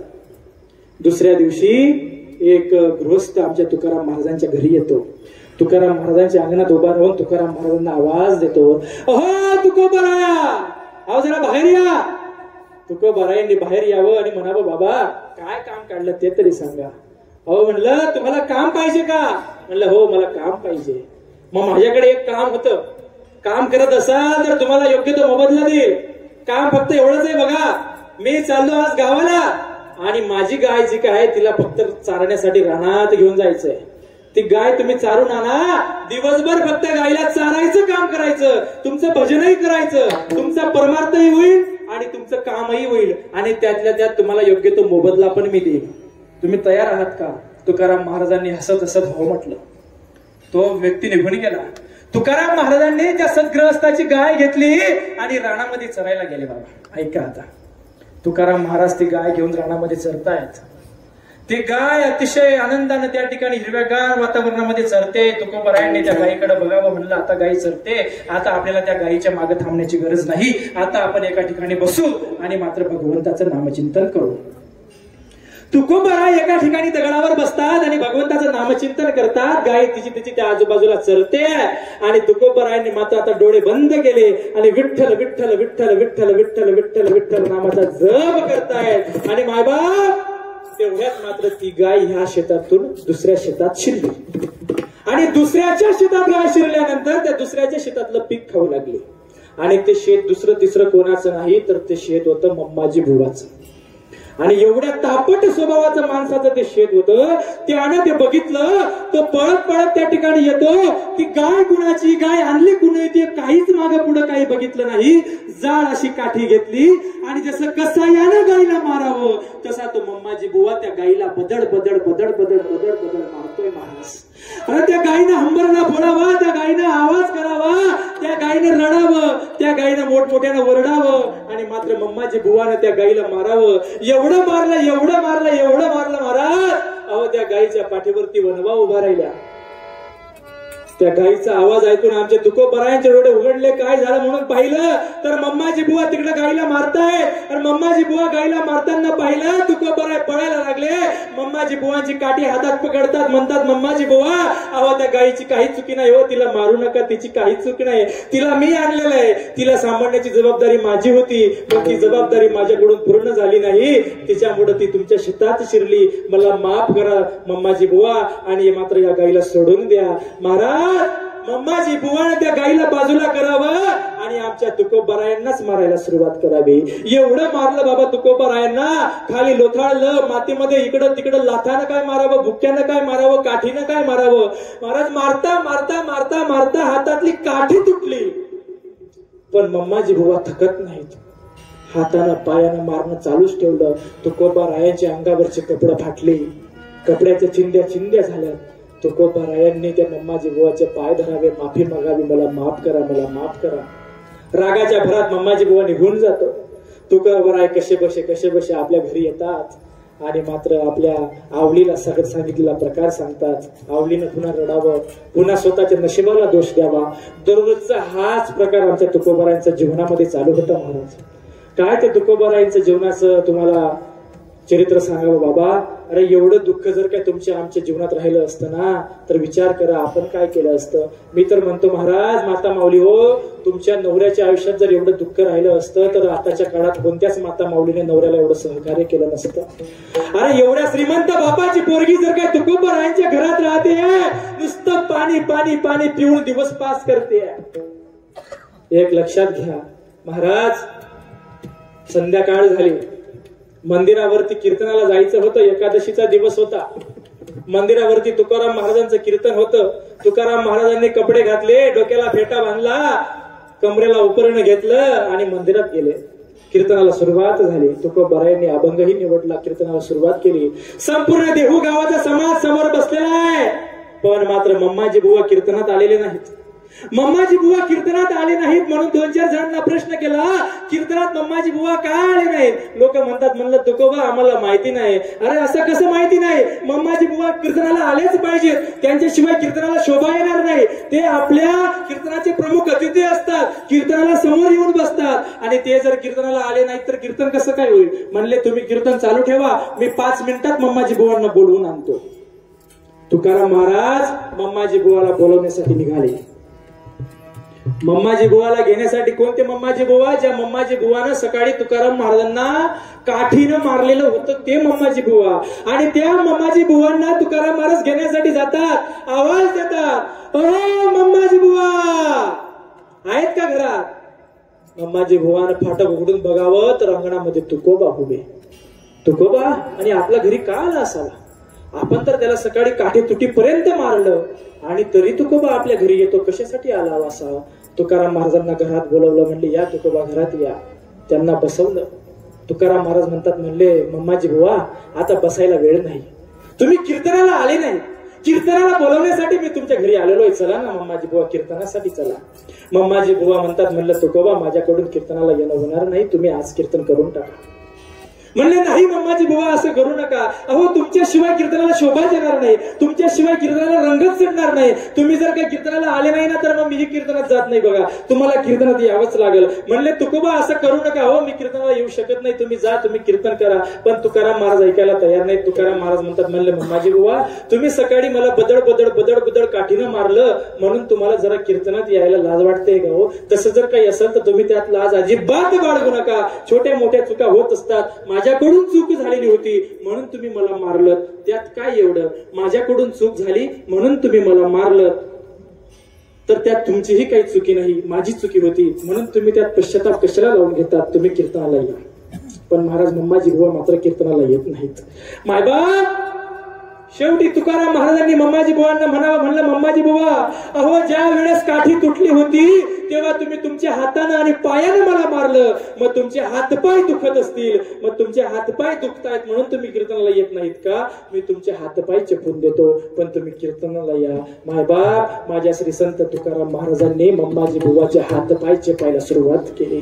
मम्माजी बुवाचे हातपाय तुकोबाराय चेपताय, हाताला चेपलं पायाला चेपता. मम्माजी बुवांच्या डोळ्यात अश्रू आले. मम्माजी बुवा डसा डसा डसा डसा रडू लागले आणि मम्माजी बुवांनी तुकोबारायांच्या पायाजवळ पडावं आणि तुकोबारायांना म्हणावं, म्हणलं तुकोबा अरे असे कसे तुम्हाला सकाळी एवढं मारलं, काठी तुटेपर्यंत मारलं आणि तरी देखील तुम्ही संध्याकाळी आज येऊन माझे हातपाय चेपताय. म्हणलं तुकोबा तुम्ही कोणी साधारण व्यक्ती नाहीयेत, तुम्ही कोणी भले मोठे महात्मे आहात. सांगा ना कोण आहात तुम्ही, सांगा ना कुठून आलात तुम्ही, तुमचा परिचय तरी आम्हाला द्या. तुकाराम महाराजांनी म्हणावं, आम्ही वैकुंठवासी, आम्ही वैकुंठवासी,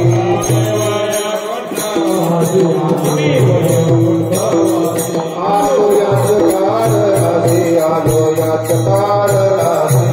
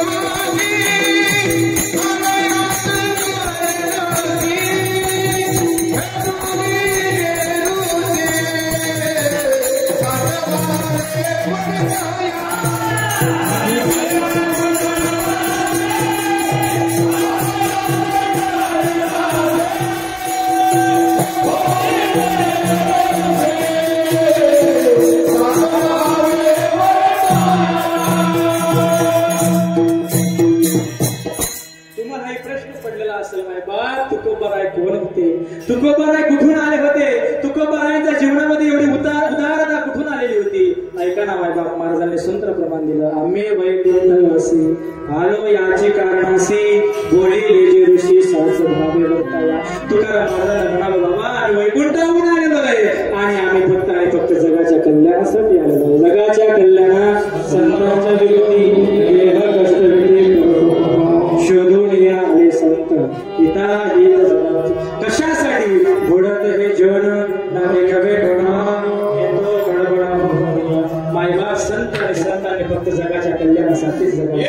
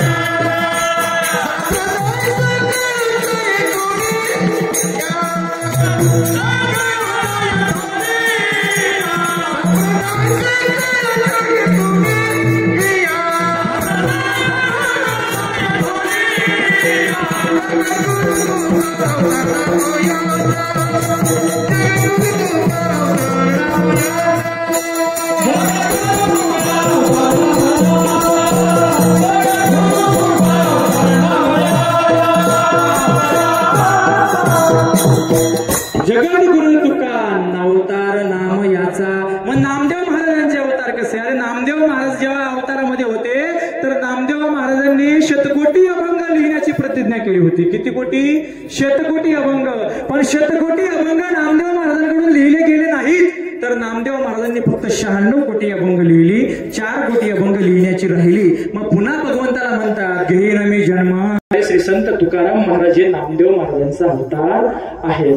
मग का हो महाराज, ऐका ना, आमच्या तुकोबारायांनी समाजाला उपदेश करावा म्हणावं. आता तरी पुढे हाचे उपदेश करा, करू नका, करू नका. खूप समजावं, खूप सांभाळा बाबा, खूप काही सांगितलं पण लोक ऐकायला तयार नाहीत. पुन्हा लोक आमच्या तुकोबारायांना त्रास देतात, तुकोबारायांना शिवाय देतात, तुकोबारायांचा तिरस्कार करतात, तुकोबारायांना नको नको ते बोलतात. आमची तुकोबाराय म्हणतात धन्य म्हणाविना लोकी लोका भाग्यम्या तुका देखी याला. एक दिवशी मी या जगाला असं म्हणायला लागेल की आमचं भाग्य होतं की आम्ही तुकोबाराय महाराजांना बघितलं होतं. आम्ही धन्य आहोत की आम्ही तुकोबारायांना बघितलं होतं. आणि महाराज खरंच तसंच झालं. असा वेळ आला, काल पलटला, तुकाराम महाराजांचं वैकुंठ गमन झालं.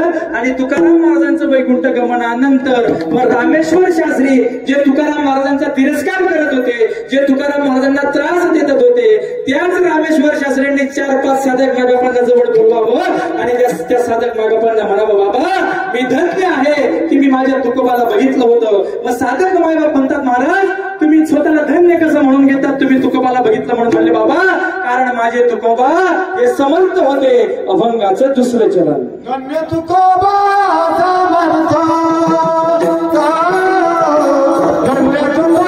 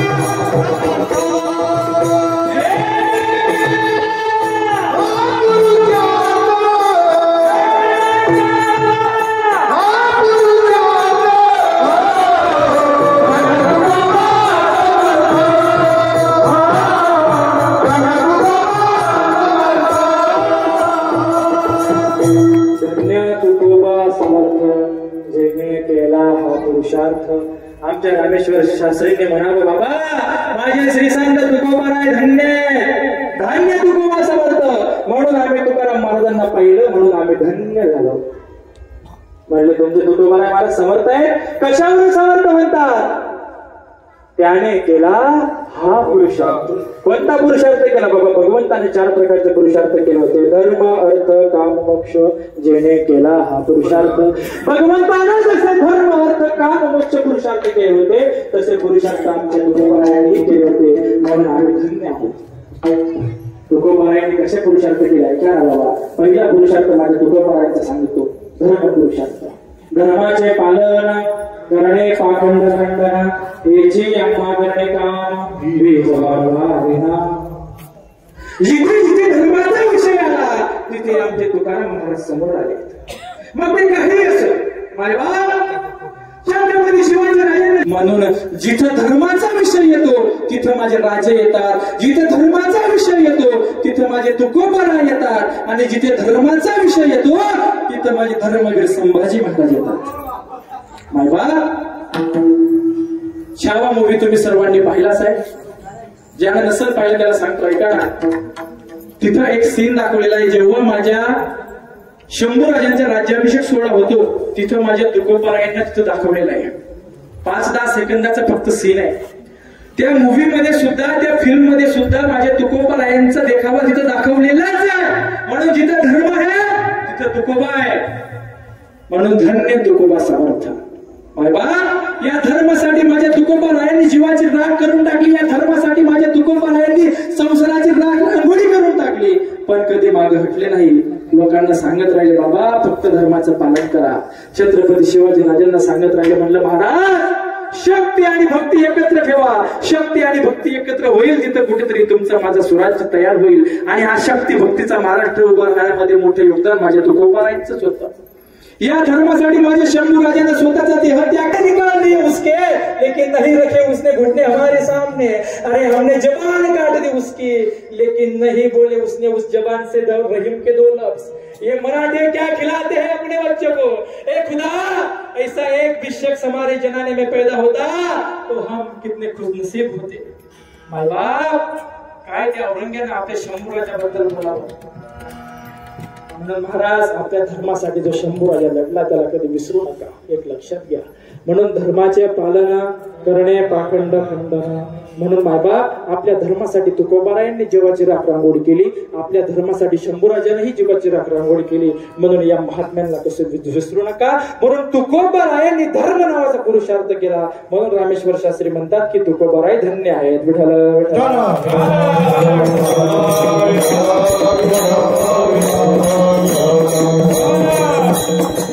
तुकोबारायांचा दुसरा पुरुषार्थ सांगतो, पुढे चालतो. अर्थ नावाचा पुरुषार्थ. अर्थ म्हणजे काय महाराज?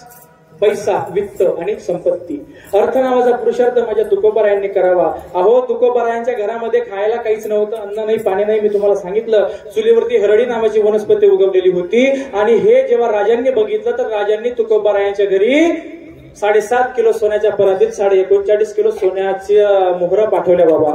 आणि तुकोबारायांनी त्या मोहरा बघाव्या आणि म्हणावं सोने रिबी अम्मा मृतके समान माणिक पाषाण कडे जायचे. बाबा आम्हाला हे धन नको, आम्हाला तुमचा पैसा नको, आम्हाला तुमची संपत्ती नको. हा अर्थ नावाचा पुरुषार्थ माझ्या तुकोबारायांनी केला. म्हणून तुकोबाराय धन्य आहेत. विठ्ठल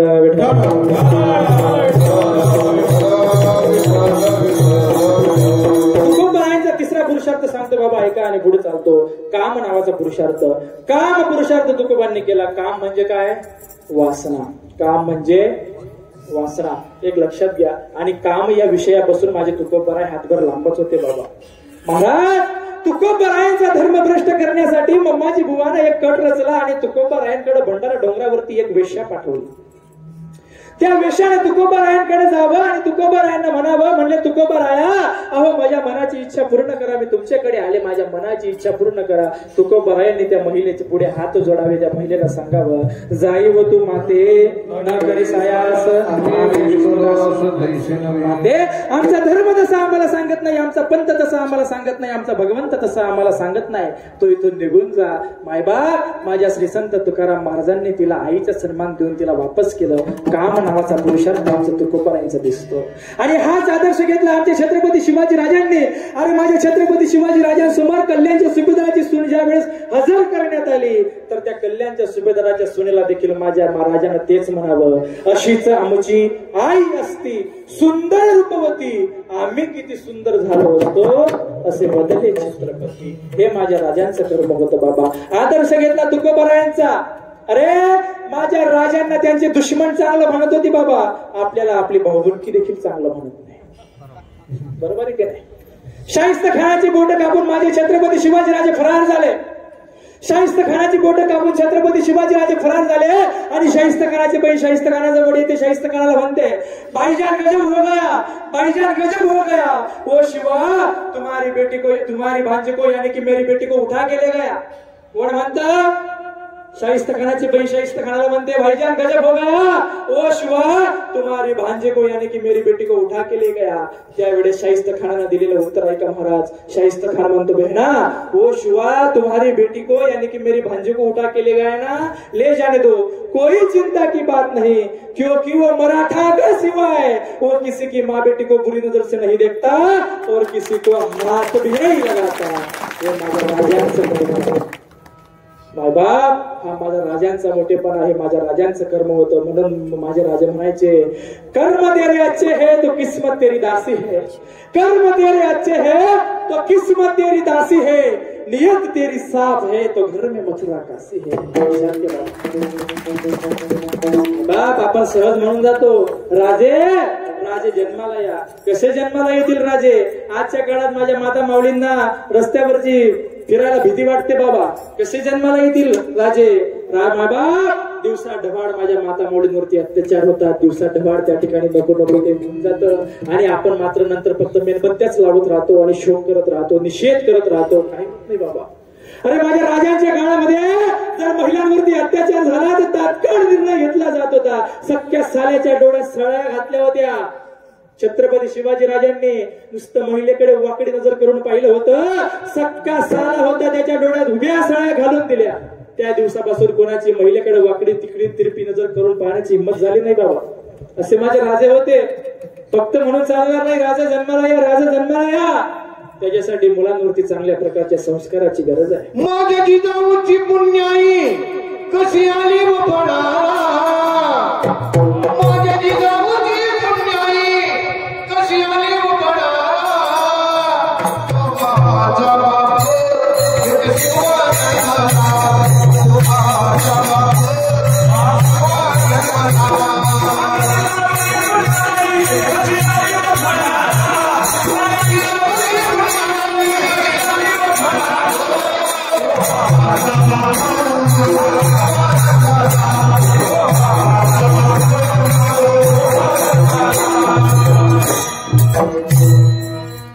हा झाला आमच्या श्री संत तुकाराम महाराजांचा, छत्रपती शिवाजी महाराजांचा, शंभू महाराजांचा एक काम पुरुषार्थ. धर्म अर्थ काम मोक्ष आणि शेवटचा पुरुषार्थ माझा श्री संत तुकाराम महाराजांचा. कोणता? मोक्ष पुरुषार्थ. मोक्ष पुरुषार्थ तुकाराम महाराजांचा कोणता आहे का ना? तुकाराम महाराजांचा मोक्ष पुरुषार्थ आहे की तुकाराम महाराजांना सदेह वैकुंठ गमन झालं बाबा. हा तुकाराम महाराजांचा मोक्ष पुरुषार्थ. मग हे 4 पुरुषार्थ माझ्या श्री संत तुकाराम महाराजांनी केले. म्हणून आपल्या रामेश्वर शास्त्री तुकाराम महाराजांना धन्य तुकोबा समर्थ असं म्हणतात. मग का हो महाराज, तुमचे तुकोबा महाराज समर्थ आहेत असं तुम्ही म्हणता. तुमच्या तुकाराम महाराजांना तुम्ही भगवंताची उपमा देतात. कारण समर्थ दुसरा तिसरा कोणी नसून फक्त भगवंतीच आहे. मग भगवंताची उपमा तुम्ही तुकाराम महाराजांना देतात. मग भगवंताच्या नावाने यम कापत होती, तुमच्या तुकोबाच्या नावाने यम कापतात का? म्हणलं हो कापतात ना. अभंगाचं प्रथम चरण.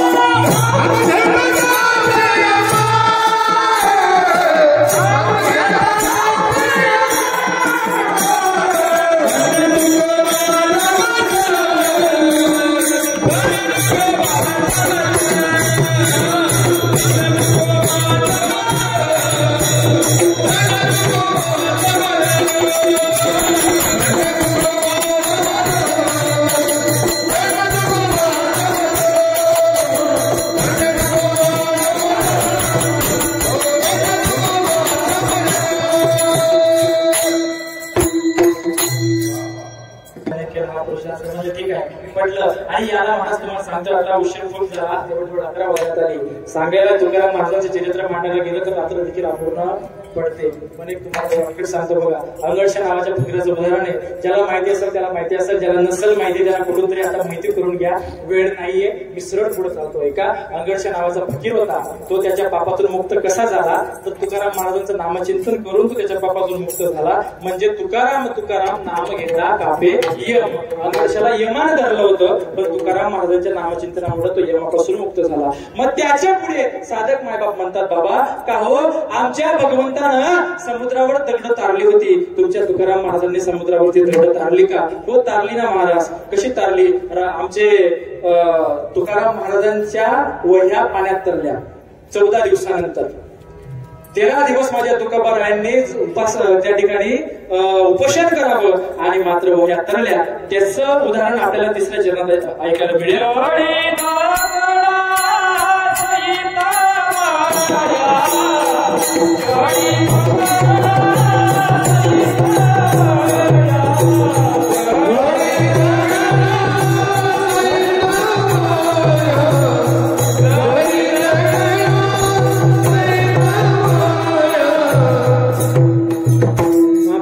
उशीर खूप झालेला आहे आणि आयोजकांच्या सांगण्यानुसार अजून त्यांचं म्हणणं आहे की आपलं वैकुंठ गमन झालं पाहिजे. उशीर आताच 11 वाजले, त्याच्यामुळे मला माफी असावी. जडी दगडा जडी दगडा सहित वह्या तारी गेल्या तैशाला. तुकोबारायांच्या नामचिंतन वह्या तारल्या बाबा.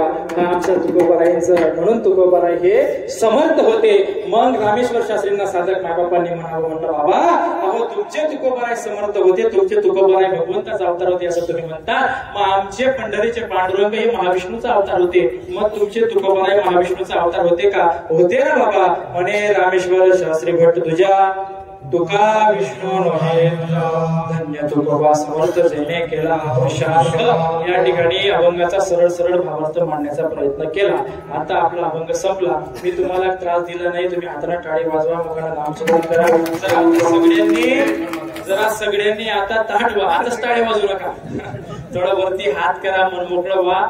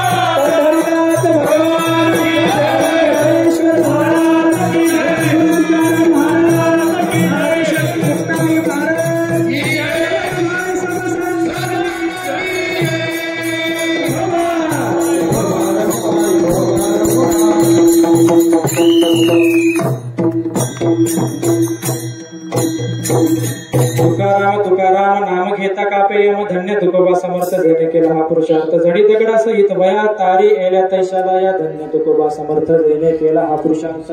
म्हणे रामेश्वर भट्ट तुझ्या तुका विष्णू नव्हे तुझ्या धन्य तुकोबा समर्थ जेने केला हा पुरुषार्थ. चारही चरणाचा अवर्थ साध्या भाषेत तुमच्या पुढे मांडण्याचा प्रयत्न केला. आता वैकुंठ गमन नेमकं करायचं का राहू द्यायचं तो प्रश्न पडला. 11 तर वाजले. विठ्ठल विठ्ठल काढले. तुकोबारायांकडून आता या जगाचा त्रास सहन होत नाही. तुकोबारायांनी रात्रंदिवस फक्त देवाला एकच मागणी करावी, आता देवा मला घ्यायला केव्हा येशील बाबा, मला घ्यायला ये आणि मला लवकरात लवकर वैकुंठाला घेऊन जा. तर का? कारण या जगाचे लोक मला सुखात राहू देत नाही. माझी टिंगल करतात, माझी चेष्टा करतात, माझी टवाळी करतात, म्हणून मला आता या जगामध्ये राहावंसं वाटत नाही बाबा. तुका म्हणे जग दतोंडी राहा सावध. माझा भगवंतापर्यंत निरोप तरी कसा द्यायचा? भगवंताला आपण निरोप दिला पाहिजे. मग निरोप देण्यासाठी काय करावं लागेल? बराच वेळ तुकोबारायांनी विचार केला. पण विचार करता करता करता करता त्याच दिवशी मात्र आकाशातून बहारी घेताना एक गरुड राजा जात होता. कोण जात होतं? गरुड राजा. माझ्या श्रीसंत तुकोबारायांनी त्या गरुड राजाला आवाज दिला, गरुड राजा आज जरा इकडे बाबा, जरा इकडे. आणि गरुड राजाने यावं आणि माझ्या तुकोबारायांना म्हणावं. म्हणलं तुकोबा तुम्ही मला बोलवलं, काय काम काढलं ते तरी मला सांगा. मग माझ्या गरुड राजाला माझ्या तुकोबारायांनी सांगावं. म्हणलं बाबा तुझ्याकडे एक काम आहे, करशील का? कोणतं काम? गरुडाच्या पायी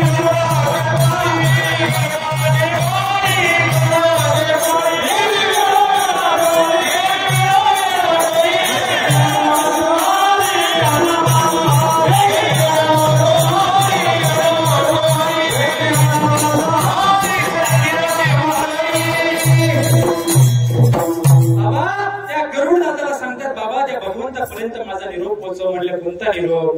त्याला सांगा तुमचा तुकोबा तुमची डोळ्यात तेल घालून तुमची वाट पाहतोय. तुकोबा रायाला घेण्यासाठी जा. तुकोबा रायाला वैकुंठाला यायचंय. गरुड दादा म्हणतात म्हणले तुकोबा राया चला ठीक आहे मी तुमचं काम करतो. गरुड दादानं बहारी घेतली आणि सरळ वैकुंठ लोकांमध्ये भगवंताजवळ जातात. पण पाहतात तर काय आमचे भगवंत त्या ठिकाणी निद्रेमध्ये होते बाबा. भर निद्रेमध्ये भर झोपेमध्ये होते. आता भगवंताला कसं उठवायचं? शेष नागावरती झोपलेले आहेत. लक्ष्मी माता भगवंताच्या पाय चपतायत. माता भगवंताला नेमकं जागवायचं तरी कसं?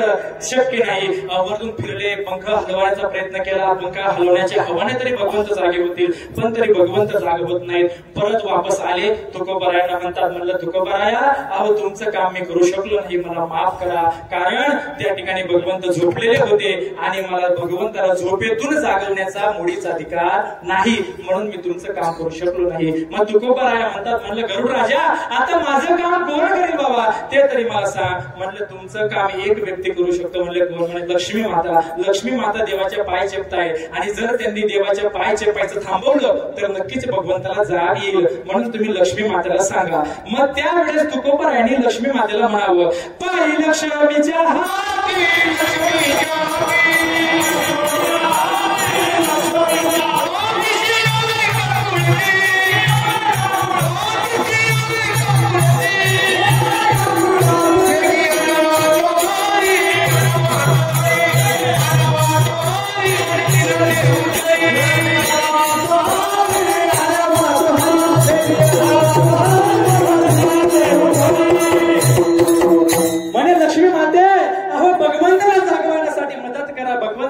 माझा निरोप पोहोचवा. भगवंताला सांगा तुकोबा तुमची वाट पाहतोय. पण लक्ष्मी माता तुकोबारायांना म्हणतात म्हणलं तुकोबाराय अहो भगवंताला झोप लागावी म्हणून मी देवाचे पाय दाबते. भगवंताला जाग यावी म्हणून मी देवाचे पाय दाबत नाही. म्हणून माझ्या स्वामीला जर माझ्यामुळे जर काही झोप मोडली तर त्याचे पापाची भर मी कुठे करू, म्हणून मी तो पापाचा वाटा घेत नाही. मी भगवंताला जागवणार नाही. माता राहिलं कोण? तुका म्हणे शेष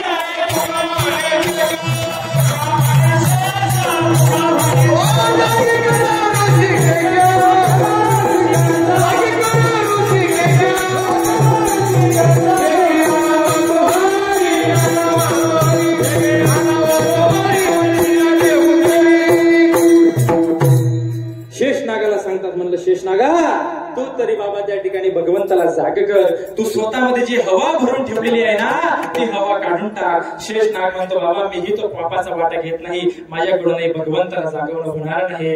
तुकोबाराय आता चिंतेत पडले. देवापर्यंत माझा निरोप कसा जाईल? भगवंताला जाग कधी येईल? आणि असा विचार करत करत करत करत असताना तिथूनच त्यांना सनकाधिक संत जाताना दिसले. बाबा तुम्ही सनकाधिक संत मनाविता कृपावंत एवढा करा उपकार सांगा देवा नमस्कार. माझी बागावी करुणा विनवा पंढरीचा राणा एवढा करा उपकार सांगा देवा. तुका म्हणे मज आठवा मोड करे पाठवा एवढा करा उपकार सांगा देवा नमस्कार. सनकाधिक संतांपुढे हात जोडले. बाबा तुम्ही वैकुंठाला चालले ना, मग तुम्ही माझ्या देवापर्यंत माझा निरोप पोहोचवा ना. माझ्या देवाला सांगा की तुकोबानं तुम्हाला बोलवलेलं आहे. त्या तुकाराम महाराजांना घेण्यासाठी तुम्ही पृथ्वी तलावरती जा. सनकाधिक संत म्हणतात ठीक आहे म्हणले तुकोबाराया तुमच्यासाठी आम्ही ते काम करू. सनकाधिक संत भगवंताजवळ जातात. भगवंताजवळ गेल्यानंतर फक्त भगवंताला सनकाधिक संतांची चाहूल लागते आणि देवाचे डोळे उघडतात. एवढी ताकद माझ्या संतांमध्ये असते बाबा. म्हणून एक लक्षात द्या भगवंतापर्यंत जर काय तुम्हाला आम्हाला पोहोचायचं असेल ना तर आधी संतांची संगत करणं फार गरजेचं असतं. कारण संतांना लोकांमध्ये भगवंताला जागवण्याची ताकद असते. सनकाधिक संत तिथे पोहोचल्या देवाचे डोळे उघडले आणि सनकाधिक संतांना आशीर्वाद दिला. भगवंत म्हणतात म्हणले सनकाधिक संत अहो माझ्याकडे येणं का केलं ते तरी मला सांगा. सनकाधिक संतांनी म्हणावं म्हणलं महाराज आम्ही तुकोबा रायांचा निरोप घेऊन आलेलो आहे. म्हणले देवा तुकोबा राया नावाचा संत पृथ्वीतलावरती राहतो, देवगावामध्ये राहतो आणि डोळ्यात तेल घालून तुमची वाट पाहतोय, तुम्हाला बोलवतोय, तुमची आराधना करतोय. तुम्हाला मात्र त्या तुकोबाला घेण्यासाठी जावं लागेल. आणि भगवंतानं मात्र त्या ठिकाणी सनकाधिक संतांकडे बघावं, आनंदाश्रू वहावेत आणि भगवंत म्हणतात म्हणले बाबा माझ्या तुकोबानं मला बोलवलं आणि आजपर्यंत माझ्या तुकोबानं माझ्याकडे काही मागितलं नाही. त्यांच्या 8 पिढ्या खपून गेल्या पण तुकाराम महाराजांनी माझ्याकडे आजपर्यंत काही मागितलं नाही. पण आज माझा तुकोबा मला बोलवतोय ना, मी माझ्या तुकोबाला घेण्यासाठी नक्की जाईल. पण आज नाही तर मी दशमीच्या दिवशी माझ्या तुकाराम महाराजांना घेण्यासाठी जाईल. तुम्ही जावा आणि तुकाराम महाराजांना म्हणावा की ते तुकाराम महाराज भगवंत दशमीच्या दिवशी तुमच्या घरी येणार आहेत. आणि महाराज सनकाधिक संत परत आलेत. तुकाराम महाराजांना आवाज दिला जरा बाहेर या. तुकाराम महाराजांनी बेगी धावत बाहेर यावं आणि सनकाधिक संतांना म्हणावं. म्हणलं सनकाधिक संत आणला का निरोप? म्हणले हो भगवंत तुम्हाला घेण्यासाठी येणार आहेत. म्हणलं केव्हा येणार आहे? म्हणले दशमीच्या दिवशी, ज्या दिवशी आपल्या सप्ताहाचा प्रारंभ झाला तो दिवस. मग महाराज दशमीच्या दिवशी भगवंत येणार आहेत म्हटल्यावरती तुकोबाराय आनंदित झाले. उजळले भाग्य आता अवघी चिंता वारली. दिवस पलटू लागले. पलटत असताना दशमीचा दिवस येऊन ठेपला आणि दशमीचा दिवस आल्यानंतर माझ्या तुकोबारायांनी अंगणातच येऊन बसावं आणि आकाशाकडे लक्ष लागून राहावं की माझे भगवंत आता येतील, माझे भगवंत आता येतील. आपुल्या माहेरा जाईन मी आता निरोप या संत हाती आला. या भक्तीप्रमाणे माझे श्री संत तुकोबाराय भगवंताची वाट पाहत आहेत. आणि महाराज बराच वेळ झाला आणि प्रसंग असा झाला. पहिला आले हरी शंख चक्र शोभे करी गरुड आला फडतकारे नाभी म्हणे त्वरे एकला तुक्या देखियला देवा वैकुंठा उणी आला गरुड आला फडतकारे नाभी म्हणे त्वरे. त्या गरुडावरती स्वार होऊन माझा पंढरीचा पांडुरंग जगाचा मालक सावडा विठ्ठल हा देवगावी आला, माझ्या तुकोबारायांच्या घरी आला. मायबाप माझ्या तुकोबारायांनी त्या पंढरीच्या मालकाला हात जोडून नमस्कार केला. त्या तुकोबारायांनी जगाच्या मालकाला घरात घेतलं. घरात घेतल्यानंतर आता बसवायचं कुठं? जर्जर फुटलेली आहे. पाहुणे घरासी आजी आले ऋषीशी काय करू उपचार? की जर्जर तुटलेल्या जर्जरीवरती आमच्या भगवंताला बसवलं. बाबा देवाला म्हणावं देवा माझ्या घरी बसायला सुद्धा जागा नाही रे बाबा, ही मोडकी खाट याच्यावर तू बस. भगवंतानं त्या मोडक्या खाटीवरती बसावं. आता आपल्या घरी पाहुणे आले म्हणल्यावरती काहीतरी पाहुणचार तर केला पाहिजे की नाही. मग आता देवाला पाहुणचार करण्यासाठी घरात काहीच शिल्लक नाही. शेजारच्या घरी जातात, मुठभर कणे आणले बाबा, मुठभर तांदळ आणले आणि ते तांदळ पातेल्यावर पाण्यामध्ये शिजवले आणि ते पातेल्यावर पाण्यात शिजवल्यानंतर ते एका पत्राळीमध्ये टाकले. तर महाराज त्या पत्राळीमध्ये ते तांदळ राहतच नव्हते. इकडं तिकडं कुठेतरी दुसरीकडेच पडत होते. ते तांदळ त्या पत्राळीत राहत नाही. भगवंताने ते दृश्य पाहिलं. भगवंतानं तुकोबाराय महाराजांना म्हणलं तुकोबा अरे तुकोबा पडू दे इकडं तिकडं, त्यांना तू टेन्शन घेऊ नको, ते माझ्या पोटातच जाते. म्हणलं देवा असं कसं रे बाबा? अरे ते पत्रावडीत राहायला तयारच नाही. म्हणले तू दे माझ्याकडे, मी ती पत्रावडी धरतो. म्हणले कसं धरणार आहे? एका हाताने पत्रावडी धरायला जमल का तुला? एका हाताने धरावं लागेल, एका हाताने खावं लागेल, कसं काय शक्य आहे? म्हणले मी बरोबर धरतो. मायबाप भगवंतानं चतुर्भुज रूप धारण केलं. चतुर्भुज रूप धारण केल्यानंतर 3 हाताने पत्रावडी पकडली आणि एका हाताने देवानं जेवण केलं. विदुरा घरच्या भक्षणी कन्या बाबा ज्या प्रकारे मी विदुरा घरच्या कन्या भक्षण केल्यानंतर मला तृप्ती मिळाली होती ना, तशी तृप्ती मला तुझ्या घरच्या या कन्या खाऊन मिळाली. भगवंतानं त्या ठिकाणी तुकोबारायांची पाठ तुपटली. म्हणजे तुकोबा धन्य आहेस तू. तुकोबा आज तुझ्या घरच्या कन्या खाऊन मी तृप्त झालो. मायबाप तुकोबारायांच्या डोळ्यामध्ये आनंद आसरू येतात. म्हणलं देवा तू फार उदार आहेस. तू माझ्या या गरीबाचं घरचं जेवण तू गोड करून घेतलंस. तू फार उदार आहे. काय माझे तुकोबाराय होते बाबा ऐका ना. अरे गड फुटकं मार शेवटी वैकुंठाची वाट असे असणारे माझे श्री संत तुकोबाराय. अरे गड फुटकं मार शेवटी वैकुंठाची वाट असे तुकोबाराय. घरात नाही आण दारात नाही मान, घरात नाही आण दारात नाही मान, शेवटी चित्तात समाधान असे असणारे माझे श्री संत तुकोबाराया. भगवंत म्हणतात म्हणले तुकोबा चला आता उशीर झाला, आपल्याला आता वैकुंठाला गेलं पाहिजे. आता खूप उशीर झाला, आता 11:15 देखील वाजण्यात आले, आता लोक खूप थकले, 2 तास झाले कीर्तन श्रवण करताय, आता आपल्याला वैकुंठाला गेलंच पाहिजे. म्हणलं चला. तुकाराम महाराज म्हणतात म्हणलं देवा अरे वर्षानुवर्ष लोक तुझी तपश्चर्या करतात, हिमालयात जाऊन बसतात, कानाकोपऱ्यात बसतात, तरी तू लोकांना प्रसन्न होत नाही आणि तू असा सहज माझ्या घरी चालून आला आणि मी तुला काय असा सहज जाऊ देणार नाही का? म्हणले शक्यच नाही, मी तुला जाऊच देत नाही. म्हणलं मग 2 दिवस तुला थांबावं लागेल. म्हणलं का बरं? उद्या आज दशमी आहे, उद्या एकादशी आहे, एकादशीचं भजन करू, कीर्तन करू, परवा द्वादशी आहे, परवा द्वादशीचं आपण त्या ठिकाणी पारणं सोडू आणि मग मात्र आपण वैकुंठाला जाऊ.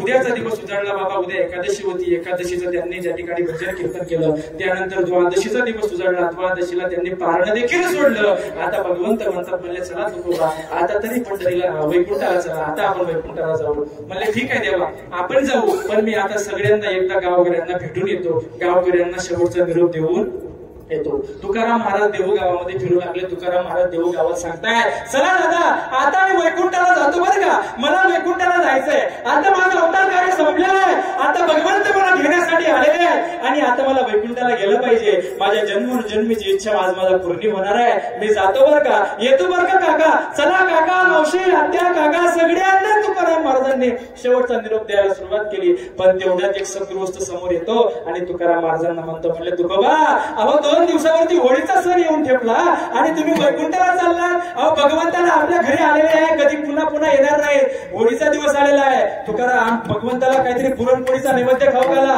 गोडधोड खाऊ घाला आणि मग त्यांना वैकुंठाला जाऊ द्या. तुकाराम महाराजांना सांगितलं, पटलं. तुकाराम महाराजांनी पुन्हा देवाकडे यावं, पुन्हा मागणी करावी. म्हणलं देवा 8 पिढ्या झाल्या रे तुझ्याकडे, आमच्या पूर्वजांनी काही मागितलेलं नाही ना, आता तुझ्यासाठी अजून एक मागतो ते दे. म्हणजे काय पाहिजे? अजून 2 दिवस थांब, 2 दिवसावर होळी आहे, होळीचा सण करू, गोड खाऊ, मी माझ्या हाताने तुझ्यासाठी पुरणपोळ्या बनवतो, तुला पुरणपोळीचा नैवेद्य देतो आणि मग आपण दुसऱ्या दिवशी धुलीवंदनच्या दिवशी वैकुंठाकडे जायला निघू.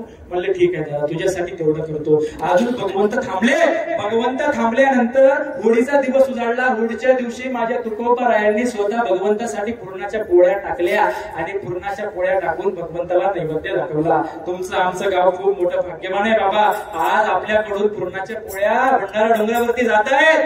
तुकाराम विजेच्या निमित्तानं भगवंतापर्यंत पोहोचतायत. त्या पोळ्या तुकोबारायांसाठी नाही तर ते माझ्या भगवंतासाठी आहे, कारण माझ्या तुकोबारायानं भगवंताला त्या पुरणपोळ्या खाऊ घातल्या होत्या. म्हणून एक लक्षात घ्या, ते सुख तुमच्या आमच्या पदरी पडणार आहे. मग होळीचा दिवस उजाडला, तुकोबारायांनी पोळ्या केल्या, भगवंतानं पोळ्या खाल्ल्या.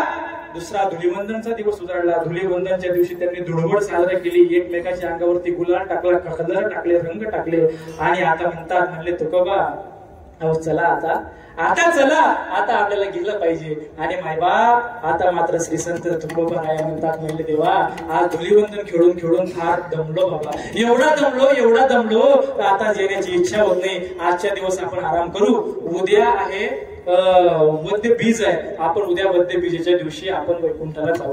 म्हणले ठीक आहे, आता एवढं म्हणतात तर अजून 1 दिवस थांबायला काही हरकत नाही, आपण 6-7 दिवस थांबलो, 1 दिवस थांबून घेऊ असं म्हणून भगवंत पुन्हा थांबले. धुलीवंदनचा दिवस रात्री भगवंताला मुक्काम केला. दुसरा दिवस उजाडला, तो होता बीजेचा दिवस. एक लक्षात घ्या, मला वाटतं तीर्थगड झाल्यामुळे आता धुलीवंदन नंतर 1 दिवसानंतर बीज येते, पण धुलीवंदनच्या दुसऱ्या दिवशीच बीज येत असते. मग धुलीवंदनच्या दुसऱ्या दिवशी बीज आली आणि बीजेचा दिवस उजाडला. आता भगवंत तुकोबारायांना म्हणतात म्हणलं तुकोबाराया आता मी तुमचं ऐकून घेत नाही, आता तुम्ही कितीही म्हणाला थांबा तर आता मी थांबत नाही, आता आपल्याला गेलंच पाहिजे. घरी माझी बायको माझी वाट पाहत असेल, म्हणत असेल त्या तुकोबानं माझ्या विठू राहायला तिकडेच अडकवलं की काय, आता आपल्याला गेलं पाहिजे. तुकोबाराया उठा, आवरायला घ्या, पटपट आवरा, आपल्याकडे वेळ नाही. तुकोबारायांनी पटपट त्यांच्या पत्नीला जिजाबाईला आवडीला सांगितलं, म्हणलं काय माझे सगळे कपडे वगैरे बॅग वगैरे सगळं आवरून ठेव, तोवर मी गावातल्या सगळ्या प्रतिष्ठित लोकांना भेटून येतो. तुकोबाराय पुन्हा गावात निघाले. चला मी आता वैकुंठाला चाललो, कुणाला यायचं असेल तर त्यांनी पण या, पण वैकुंठाला चाललो, मी आता वैकुंठाला चाललो. पुन्हा येणं होतं की नाही होतं मला माहिती नाही, पण माझं सगळं आयुष्यभराचं कर्म माझं फळास आलं. यासाठी केला होता हास शेवटचा दिवस गोड बाबा. बाबा मी आता वैकुंठाला चाललो, चला कुणाला यायचं असेल तर या सगळ्यांना निरोप देतात, सगळ्यांना निरोप देतात आणि वैकुंठाला जाण्यासाठी निघतात. सगळ्यांना म्हणतात बाबा चला आम्ही वैकुंठाला जातो. आपल्या जिजामातेकडे पत्नीकडे येतात, पत्नीला म्हणतात म्हणले अगे भगवंत आता माझी वाट पाहताय बरं का, मी जातो आता, शेवटचा निरोप घेतो. आता आपली पुन्हा कधी भेट होते नाही होते काही सांगता येत नाही. आपल्या मुलीचा भागीरथीचा चांगला सांभाळ कर, आपला संसार चांगल्यापणे चालू दे. मी आता वैकुंठाला चाललो. आणि त्या ठिकाणी आवडीला म्हणावं, जिजामातेला म्हणावं म्हटलं तुकोबा जरा संध्याकाळपर्यंत थांबला असता. अगे नाही थांबू नाही शकत ना, वाट पाहे उभा भेटीची आवडी. मायबाप त्या ठिकाणी आता तुम्ही कृपावंत साधू संत जीवन, अरे बाबा माझा भगवंत माझा त्या ठिकाणी वाट पाहतोय. वाढ वेळ झाला बाबा पांडुरंग वैकुंठा श्रीरंग बोलावितो. एवढं त्या ठिकाणी झालं आणि माझे श्री संत तुकोबाराय त्या ठिकाणी बाहेर येतात. भगवंत गरुडामध्ये बसलेले होते. भगवंताने तुकोबाराय महाराजांना हात दिला, म्हणे तुकोबा चला आपल्या गरुडात बसा, आपल्या वाहनात बसा. आणि आमचे तुकोबाराया त्या वाहनामध्ये बसले. बाबा तुकोबाराया त्या वाहनामध्ये बसले. बसल्यानंतर तुकोबाराया सगळ्या देहूकरांना असं बाय बाय बाय बाय करतायत. सगळ्या आम्ही जातो तुम्ही कृपा सूर्यावी, आम्ही जातो तुम्ही कृपा सूर्यावी, आम्ही जातो तुम्ही कृपा सूर्यावी, आम्ही जातो तुम्ही कृपा सूर्यावी.